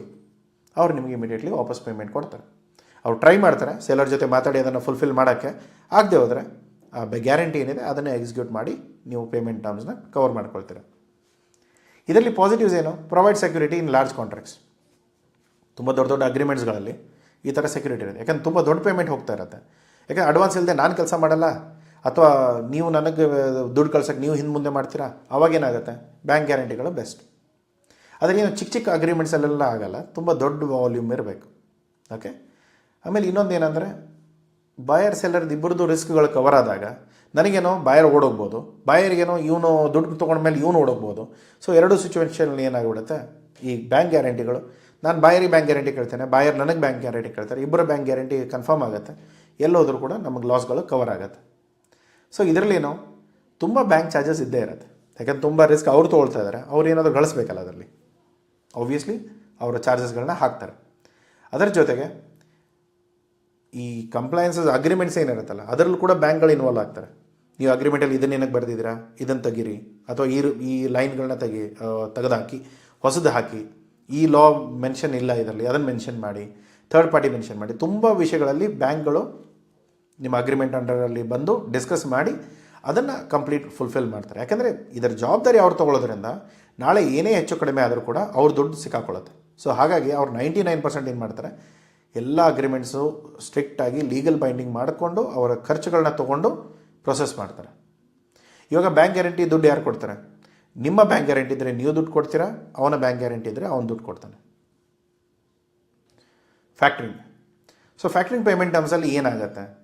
ಸೊ ಇದರಲ್ಲಿ ಏನಂತಂದರೆ, ನಾನೇನು ಮಾಡ್ತೇನೆ, ಇವಾಗ ನಾನು ಯಾರಿಗೋ ಮೆಟೀರಿಯಲ್ನ ಸಪ್ಲೈ ಮಾಡಿದ್ದೇನೆ. ಸೊ ಫಾರ್ ಎಕ್ಸಾಂಪಲ್ ಇಲ್ಲಿ ನಾನು ಯಾರಿಗೋ ಫೆನುಗ್ರಿಕ್ ಸೀಡ್ಸ್ನ ನಾನು ಎಕ್ಸ್ಪೋರ್ಟ್ ಮಾಡ್ತೇನೆ US ಬಾಯರ್ಗೆ. ಅವನಿಗೆ ಏನು ಹೇಳ್ತೇನೆ, ಸರ್ 90 ಡೇಸ್ ನಿಮಗೆ ಕ್ರೆಡಿಟ್ ಕೊಡ್ತಾ ಇದ್ದಾನೆ. ಓಕೆ, ಯಾಕಂದ್ರೆ ನನಗೆ ಆರ್ಡರ್ ಬೇಕಾಗಿತ್ತು, ಇಲ್ಲಾಂದರೆ ನನ್ನ ಹತ್ರ ಬೇರೆ ಆಪ್ಷನ್ ಇರಲಿಲ್ಲ, ಆಯಿತು ಅಂತ ಹೇಳಿ ನಾನೇನು ಮಾಡ್ತೇನೆ, ನಾನೇನು ಮಾಡ್ತೇನೆ $80,000 ಅವನಿಗೆ 90 ಡೇಸಿಗೆ ಕ್ರೆಡಿಟ್ ಕೊಡ್ತಾನೆ. ಆದರೆ ಇವಾಗ ನನಗೆ ಇಮಿಡಿಯೇಟ್ ನೆಕ್ಸ್ಟ್ ಆರ್ಡರ್ ಬಂದಿದೆ, ಇವಾಗ ನಾನು ಅದನ್ನು ಕೂಡ ರೆಡಿ ಮಾಡ್ಕೋಬೇಕು. ಇವಾಗ US ಆರ್ಡರ್ ಆಯಿತು, UK ಆರ್ಡರ್ ಬಂದಿದೆ, ಇವಾಗ ನಾನು ಹೇಗೆ ಮಾಡೋದು? ನನ್ನ ಹತ್ರ ಇಷ್ಟು ದುಡ್ಡೇ ಇಲ್ಲ. ಇವಾಗ $80,000 ಆಲ್ರೆಡಿ ನಾನು ಕ್ರೆಡಿಟಲ್ಲಿ ಕೊಟ್ಟಿದ್ದೇನೆ, ನಾನೇನು ಮಾಡೋದು? ಇವಾಗ ನನ್ನ ದುಡ್ಡಿಲ್ಲ. ಇವಾಗ ಮತ್ತೆ ಬ್ಯಾಂಕಿಗೆ ತೊಗೊಳಕ್ಕೆ ಹೋದರೆ ಅವ್ನು 18-19% ಇಂಟ್ರೆಸ್ಟ್ ಕೇಳ್ತಾನೆ, ಮುಂದೆ ನನ್ನ ಕತೆ. ಸೊ ಅವಾಗೇನು ಮಾಡ್ತೇವೆ, ನಾನು ಇದನ್ನು ಹೋಗ್ಬಿಟ್ಟು ಒಂದು ಕಂಪನಿ ಇರುತ್ತೆ, ಫ್ಯಾಕ್ಟ್ರಿಂಗ್ ಕಂಪ್ನೀಸ್ ಅಂತ ಹೇಳ್ತೇವೆ. ಸೊ ಅವ್ರಿಗೆ ಹೋಗ್ಬಿಟ್ಟು ಇದನ್ನು ಅಡ ಇಡ್ತೇವೆ. ಸೊ ಇವಾಗ ನೀವು ದುಡ್ಡು ಬೇಕಾದಾಗ ಏನು ಮಾಡ್ತೀರಾ, ನಿಮ್ಮ ಹತ್ರ ಬಂಗಾರ ಬೆಳ್ಳಿ ಇರ್ಬೋದು, ಅದನ್ನು ಹೋಗಿ ನೀವು ಮಾರ್ಗೇಜ್ ಮಾಡ್ತೀರಾ, ಅದರಲ್ಲಿ ಅಗೇನೆಸ್ಟ್ ದುಡ್ಡು ಎತ್ಕೊಳ್ತೀರಿ. ಸೊ ಇಲ್ಲಿ ನೀವು ಅಡ ಇಡೋದೇನೋ ನಿಮ್ಮ ಇನ್ವಾಯ್ಸ್ಗಳನ್ನ, ಅನ್ಪೇಯ್ಡ್ ಇನ್ವಾಯ್ಸ್. ಇವಾಗ ತುಂಬ ಇಂಟೆಲಿಜೆಂಟ್ ಆಗಬೇಡಿ, ಇದರಲ್ಲಿ ಏನಾಗಿಬಿಡುತ್ತೆ, ತುಂಬ ಸರಿ ಪೇಯ್ಡ್ ಆಗಿರುತ್ತೆ ಇನ್ವಾಯ್ಸ್ಗಳು, ದುಡ್ಡು ಬಂದಿರುತ್ತೆ, ಅದನ್ನು ಹೋಗಿ ಅಡ ಇಡುವಂಥ ಜನನೂ ಇದ್ದಾರೆ. ಸೊ ಅದನ್ನೆಲ್ಲ ಚೆಕ್ ಮಾಡ್ತಾರೆ, ಲೀಗಾಲಿಟೀಸ್ ಎಲ್ಲ ಚೆಕ್ ಮಾಡ್ಕೊಂಡು ಪ್ಲ್ಯಾನ್ ಮಾಡ್ತಾರೆ. ಸೊ ಆ ಥರದ್ದೆಲ್ಲ ಮಾಡೋಕ್ಕೆ ಹೋಗಬೇಡಿ. ಸೊ ಇವಾಗೇನು, ಯಾವುದು ಅನ್ಪೇಯ್ಡ್ ಇದೆ, ಯಾರಿಗೆ ನೀವು ಮೊನ್ನೆ ಇನ್ವಾಯ್ಸ್ಗಳನ್ನ ಕಳಿಸಿದ್ರೆ ಪೇಮೆಂಟ್ ಇನ್ನೂ ಬಂದಿಲ್ಲ, ಅಥವಾ 10-20 ಡೇಸ್ ಆಗಿದೆ, 30 ಡೇಸ್ ಆಗಿದೆ, 50 ಡೇಸ್ ಆಗಿದೆ, ಅದರ ಡಾಕ್ಯುಮೆಂಟ್ಸ್ ಎಲ್ಲ ನಿಮ್ಮ ಹತ್ರ ಇದೆ, ಅದನ್ನು ಹೋಗಿ ಈ ಫ್ಯಾಕ್ಟ್ರಿಂಗ್ ಕಂಪ್ನೀಸ್ಗಳು ತುಂಬ ಇದೆ, ಅವ್ರಿಗೆ ಹೋಗಿ ಕೊಟ್ಟರೆ ಅವರೆಲ್ಲ ಚೆಕ್ ಮಾಡಿಕೊಂಡು ಬಾಯರ್ ಕ್ರೆಡಿಬಿಲಿಟಿನ ಚೆಕ್ ಮಾಡಿಕೊಂಡು ನಿಮ್ಗೊಂದು 5% ಡಿಸ್ಕೌಂಟ್ ಮಾಡಿ ನಿಮ್ಗೆ ಉಳಿರೋ ಪೇಮೆಂಟ್ $76,000 ಏನಿದೆ ಅದನ್ನು ಕೊಡ್ತಾರೆ. ನೀವು ನೆಕ್ಸ್ಟ್ ಆರ್ಡರ್ಗೆ ನಿಮಗೆ ದುಡ್ಡಿಗೆ ಕಡಿಮೆ ಇರೋಲ್ಲ, ನೀವು ಆಟೋಮೆಟಿಕ್ಲಿ ಸ್ಟಾರ್ಟ್ ಮಾಡ್ಬೋದು. ಸೊ ಇವಾಗ ಏನಂತಂದರೆ, ನಾವು ಕ್ರೆಡಿಟ್ ಕೊಟ್ಟರೂ ಚಿಂತೆ ಇಲ್ಲ, ಆದರೆ ಏನು, ಆ ಇನ್ವಾಯ್ಸ್ಗಳನ್ನ ಬೇರೆದವ್ರಿಗೆ ಹೋಗಿ ಮಾರ್ಕೊಂಡು ಒಂದು 5% ಕಡಿಮೆ ತೊಗೊಂಡು ಬರ್ತಾರೆ. ಇದು 5% ಕೊಡುವಾಗ ಇವಾಗ ನನಗೆ ಇದರಲ್ಲಿ ಏನಿದೆ, ನನಗೆ 20% ಲಾಭ ಇದೆ. ಆದರೆ ಇನ್ನೊಂದು ಹೊಸ ಆರ್ಡ್ರಲ್ಲೂ ಕೂಡ ನನಗೆ 20% ಲಾಭ ಇದೆ. ಆವಾಗ ನನಗೆ ಇದು 5% ತುಂಬ ದೊಡ್ಡದು ಅನ್ಸಲ್ಲ. ನಾನೇನು ಮಾಡ್ತೇನೆ, 5% ಹೋದರೆ ಹೋಯಿತು, ಡಿಸ್ಕೌಂಟ್ ಮಾಡಿಸ್ಕೊ, ಈ ಇನ್ವಾಯ್ಸ್ಗಳನ್ನ ಅಟ್ಲೀಸ್ಟ್ ದುಡ್ಡು ಅಕೌಂಟಿಗೆ ಬರುತ್ತೆ, ಇಮಿಡಿಯೇಟ್ಲಿ ನಾನು ಇನ್ನೊಂದು ಪ್ರೊಕ್ಯೂರ್ಮೆಂಟ್ ಸ್ಟಾರ್ಟ್ ಮಾಡ್ಕೊಳ್ತೇನೆ. ಅವಾಗ ನನಗೆ ಯಾವುದೇ ಥರದ ಲಾಸ್ಗಳೇ ಇರಲ್ಲ. ನನಗೇನು ಲಾಭದಲ್ಲೇನೋ ಒಂದು 5% ಅವ್ನಿಗೆ ಕೊಡಬೇಕಾಗುತ್ತೆ, ಆಯ್ತು ತೊಂದರೆ ಇಲ್ಲ, ಬಟ್ ಅಟ್ಲೀಸ್ಟ್ ನನ್ನ ಹತ್ರ ನೆಕ್ಸ್ಟ್ ಆರ್ಡರ್ ಬಂದಿದೆ, ಅದನ್ನು ಫುಲ್ಫಿಲ್ ಮಾಡೋಕ್ಕೆ ನಾನು ರೆಡಿ ಆಗಿಬಿಡ್ತೇನೆ. ಸೊ ಆಟೋಮೆಟಿಕ್ಲಿ ನನಗೆ ಅಲ್ಲಿಂದ ಲಾಭ ಇರುತ್ತೆ. ಸೊ ಇದರಲ್ಲಿ ಏನಾಗುತ್ತೆ, ಫಸ್ಟಿಗೆ ಅವರು ತಮ್ಮ ಫೀಸ್ಗಳನ್ನ ಕಟ್ ಮಾಡ್ಕೊಳ್ತಾರೆ, ಇಮಿಡಿಯೇಟ್ ನಿಮ್ಮ ದುಡ್ಡು ಏನಿದೆ ಅದನ್ನು ಕೊಡ್ತಾರೆ. ಆದರೆ ಇದೇನು ಇಮಿಡಿಯೇಟ್ ಕ್ಯಾಶ್ ಫ್ಲೋ, ಅಂದರೆ ನೀವು ಎಂದೂ ನಿಮ್ಮ ಪೇಮೆಂಟ್ ಬಂದಿಲ್ಲ ಅಥವಾ ಪೇಮೆಂಟ್ ಆಗಿಲ್ಲ ಅನ್ನೋದು ರೀಸನಿಂದ ನೆಕ್ಸ್ಟ್ ಆರ್ಡರ್ ಫುಲ್ಫಿಲ್ ಮಾಡೋಕ್ಕಾಗದೇ ಇರೋವಂಥ ಸಿಚುವೇಷನ್ಗಳಿರಲ್ಲ. ಸರ್ ಒಂದು ಆರ್ಡರ್ ಹೋಗಿದೆ 90 ಡೇಸ್ ಇದೆ, ಸೊ ಅದಕ್ಕೆ ನೀವು ವೆಯ್ಟ್ ಮಾಡಿ ಅಂದರೆ ಯಾವ ಬಾಯರು ವೆಯ್ಟ್ ಮಾಡಲ್ಲ. ಸೊ ಅವ್ರೇನು ಹೇಳ್ತಾರೆ, ಇದನ್ನು ನೀವು ಮಾಡಿಕೊಂಡ್ರೆ ನಿಮಗೆ ಇಲ್ಲಿ ಕ್ಯಾಶ್ ಸಿಗುತ್ತೆ, ಸೊ ಅದನ್ನು ನೀವು ಕಂಟಿನ್ಯೂ ಮಾಡಿಕೊಂಡು ಮುಗಿಸ್ಕೊಳ್ಳಿ ಅಂತ ಹೇಳ್ತಾರೆ. ಇದರಲ್ಲಿ ಏನಾಗುತ್ತೆ, ಇವಾಗ ಅವ್ನು ನನಗೇನಾದರೂ ನಾಳೆ ದುಡ್ಡು ಕೊಡದೆ ಹೋದರೆ, ಇವಾಗ ನಾವು ಓಪನ್ ಕ್ರೆಡಿಟಲ್ಲಿ ಹೇಳಿದ್ವಿ ರಿಸ್ಕ್ ಇದೆ, ಏನು ಮಾಡ್ತೀರ ಅವಾಗ? ಇಲ್ಲಿ ನೀವು ಏನಾದರೂ ಒಳ್ಳೆ ಬಾಯರ್ ಇದ್ದರೆ, ಅದು ಮತ್ತು ಕಾಂಜಿ ಪಿಂಜಿ ಬಾಯರ್ ಇದ್ದರೆ ಮತ್ತು ಏನು ಮಾಡೋಕ್ಕೆ ಬರಲ್ಲ, ಯಾಕಂದರೆ ಇವ್ರು ಕೂಡ ಏನು ದಡ್ರಲ್ಲ. ಈ ಫ್ಯಾಕ್ಟ್ರಿಂಗ್ ಕಂಪ್ನಿಗಳು ಎಲ್ಲ ಬ್ಯಾಕ್ಗ್ರೌಂಡ್ ಚೆಕ್ ಮಾಡಿಕೊಂಡು ಒಳ್ಳೆ ಬಾಯರ್ ಇದ್ದರೆ ಮಾತ್ರ ಅವನೇನಾದರೂ ಸ್ಕ್ಯಾಮ್ಗಳು ಅಥವಾ ಏನೋ ಫ್ರಾಡ್ ಏನಾದರೂ ಮಾಡಿಲ್ಲ ಅಂದರೆ ಮಾತ್ರ ಇದನ್ನು ಕನ್ಸಿಡರ್ ಮಾಡ್ತಾರೆ. ಇಲ್ಲದೆ ಹೋದರೆ ದುಡ್ಡು ಸಿಗಾಕೊಳ್ಳೋ ಚಾನ್ಸಸ್ ಇರುತ್ತೆ. ಸೊ ಇವಾಗ ಏನಾಗುತ್ತೆ, ಎಲ್ಲ ಅಗ್ರಿಮೆಂಟ್ಗಳು ಅಪ್ರೂವ್ ಆಗುತ್ತಾ? ಇಲ್ಲ. ಎಲ್ಲ ಇನ್ವಾಯ್ಸ್ಗಳನ್ನ ಅಪ್ರೂವ್ ಮಾಡೋಕ್ಕೆ ಹೋದರೆ ಅವ್ರು ನಾಳೆ ರೋಡಿಗೆ ಬರ್ತಾರೆ. ಸೊ ಅದಕ್ಕೆ ಅವ್ರು ಏನು ಮಾಡ್ತಾರೆ, ಎಲ್ಲ ಬ್ಯಾಕ್ಗ್ರೌಂಡ್ ಚೆಕ್ ಮಾಡಿಕೊಂಡು ನಿಮ್ಮ ಕಂಪ್ನಿದು ಬಾಯರ್ದು ಅಥವಾ ಡಾಕ್ಯುಮೆಂಟ್ಸ್ ನೀವೇನು ಕೊಟ್ಟಿದ್ದಾರೆ ಅದೆಲ್ಲ ಕರೆಕ್ಟಾಗಿ ಇದೆಯಾ ಇಲ್ವೋ ಅದನ್ನೆಲ್ಲ ನೋಡಿಕೊಂಡು ಅವ್ರೇನು ಮಾಡ್ತಾರೆ, ನಿಮ್ಗೆ ಅಮೌಂಟ ಡಿಸ್ಕೌಂಟ್ ಮಾಡಿ ಕೊಡ್ತಾರೆ. ಅವಾಗೇನು ಮಾಡ್ತಾರೆ, 80% ಪೇಮೆಂಟ್ ಏನಿದೆಯೋ ಅದು 90 ದಿನ ಆದಮೇಲೆ ಅವ್ರು ತೊಗೊಳ್ತಾರೆ. ನಿಮಗೆ ಬರಲ್ಲ, ಅವ್ರಿಗೆ ಬರುತ್ತೆ. ಒಂದು ವೇಳೆ ನಿಮಗೆ ಬಂದರೂ ಕೂಡ ಅದನ್ನು ತಿರ್ಗಾ ನೀವು ಅವ್ರಿಗೆ ರಿಟರ್ನ್ ಮಾಡುವಂಥ ಆಪ್ಷನ್ ಇರುತ್ತೆ, ಅದನ್ನು ನೀವು ಅವ್ರಿಗೆ ದುಡ್ಡು ವಾಪಸ್ ಕೊಡಬೇಕು. ಸೊ ಒಂದು ನನಗೆ ದುಡ್ಡಿನ ಕಡಿಮೆ ಆಗೋಲ್ಲ, ಯಾಕಂದರೆ ಇನ್ವಾಯ್ಸ್ ಬಂದಿದೆ, ಎಕ್ಸ್ಪೋರ್ಟ್ ಮಾಡಿದ್ದಾನೆ, 90 ಡೇಸಲ್ಲಿ ಆ ದುಡ್ಡು ಬರಬೇಕು. ಬಟ್ ಇಲ್ಲ, ನನ್ನ ಹತ್ರ ಇವನ ಹತ್ರ ಹೋಗಿ ಅಡ ಇಡ್ತಾನೆ, ನನಗೆ ದುಡ್ಡು ಬರುತ್ತೆ, ಇನ್ನೊಂದು ಆರ್ಡರ್ ನಾನು ರೆಡಿ ಮಾಡ್ಕೊಳ್ತೇನೆ, ಅದರಲ್ಲೂ ಕೂಡ ಲಾಭ ತೆಗಿತಾನೆ. ಇದು ನಾರ್ಮಲ್ ಐಡಿಯಲ್ ಸಿಚುವೇಷನ್. ಸೊ ಇದರಲ್ಲಿ ಏನಾಗುತ್ತೆ, ಫೈನಾನ್ಷಿಯಲ್ ರಿಸ್ಕ್ ನನಗೇನೂ ಇಲ್ಲ, ಯಾಕಂದರೆ ಅವ್ನು ನಾಳೆ ಕೊಡದೇ ಹೋದರೂ ಕೂಡ ನನ್ನ ಪೇಮೆಂಟ್ ನನಗೆ ಬಂದುಬಿಟ್ಟಿದೆ, 5% ಕಡಿಮೆ ಬಂದಿದೆ, ಬಟ್ ಏನು ತೊಂದರೆ ಇಲ್ಲ, ನಾನು ಕೆಲಸ ಮಾಡ್ಕೊಳ್ತೇನೆ. ಇದರಲ್ಲಿ ಏನಂದರೆ, ಒಂದು ರೆವಿನ್ಯೂ ಫೀಸ್ ಅಥವಾ ಫ್ಯಾಕ್ಟ್ರಿಂಗ್ ಫೀಸ್ ಏನಿದೆಯಲ್ಲ ಅದು ಹೋಯಿತು, ಅಷ್ಟಂತೂ ನಾವು ತಡ್ಕೊಳ್ಬೇಕಾಗತ್ತೆ. ಇವಾಗ ನನ್ನ ಲಾಭನೇ 1% ಇತ್ತು, ನಾನು ಇಲ್ಲಿ 5% ಡಿಸ್ಕೌಂಟ್ ಮಾಡಿದರೆ, ಇಲ್ಲೊಂದು 20% ಲಾಭ ಇದ್ದಾಗ 5% ದೊಡ್ಡ ಅಮೌಂಟ್ ಅಲ್ಲ. ಆದರೆ ನಂದು ಲಾಭನೇ 1% ಇದೆ, ಅದರಲ್ಲಿ ನಾನು 5% ಯೂನಿಕ್ ಕೊಟ್ಟರೆ ನನಗೇನು? ಇವಾಗ ಮುಂದಿನ ಆರ್ಡ್ರಲ್ಲಿ ಕೂಡ ಲಾಭ ಅಷ್ಟೇ ಇದೆ, 1% ಇದೆ, ಬಟ್ ಇಲ್ಲಿ 5% ಹೋಗ್ತಾ ಇದೆ ಅಂದರೆ, ಹಾಗಿದ್ದಾಗ ವೆಯ್ಟ್ ಮಾಡಿ 90 ಡೇಸ್ವರೆಗೂ ನಿಮ್ಮ ಪೇಮೆಂಟ್ ಬರೋವರೆಗೂ. ಅದು ಬಂದ ಮೇಲೆ ಮುಂದಿನ ಆರ್ಡರ್ಗಳನ್ನ ತೊಗೊಳ್ಳಿ. ಯಾಕಂದ್ರೆ ನಿಮ್ಮ ಹತ್ರ ದುಡ್ಡಿಲ್ಲ ಅಂದಾಗ ದುಡ್ಡು ಮಾಡ್ಕೊಳ್ಳೋವರೆಗೂ ಈ ರಿಸ್ಕ್ ಇದ್ದೇ ಇರುತ್ತೆ. ಆದರೆ ಈ ಥರದ ಪೇಮೆಂಟ್ ಇಷ್ಟು ಮಾರ್ಜಿನ್ ಇಷ್ಟು ಕಡಿಮೆ ಇತ್ತು ಅಂದರೆ ನೀವು ನೋಡ್ಕೊಳ್ಳಿ ಆ ಬಿಸ್ನೆಸ್ಗಳು ಎಷ್ಟು ವಾಯಬಲ್ ಇದೆ ಏನಿಲ್ಲ ಅನ್ನೋದು. ಅದರ ಜೊತೆಗೆ ನೆಕ್ಸ್ಟ್ ಇರೋ ಆಪ್ಷನ್ ಏನಿದೆ, ಫ್ಯಾಕ್ಟ್ರಿಂಗ್ ಕಂಪ್ನಿಗಳು ಮೇ ರಿಜೆಕ್ಟ್. ಅದು ಯಾವುದೇ ಅಗ್ರಿಮೆಂಟ್ಗಳು ಅಥವಾ ಇನ್ವಾಯ್ಸ್ಗಳು ಅವ್ರಿಗೇನಾದ್ರು ತುಂಬ ರಿಸ್ಕ್ ಅನಿಸಿದ್ರೆ ಅವ್ರು ರಿಜೆಕ್ಟ್ ಮಾಡ್ತಾರೆ. ಇವಾಗ ಯಾವುದೋ ಕಂಪ್ನಿ ಇದೆ, ಇದು ಫ್ಯಾಕ್ಟ್ರಿಂಗ್ ಕಂಪ್ನಿ ಬಂದು US ಕಂಪ್ನಿ, ನಾವು ಎಕ್ಸ್ಪೋರ್ಟ್ ಮಾಡ್ತಾಯಿದ್ದೆ ರಷ್ಯಾಗೆ.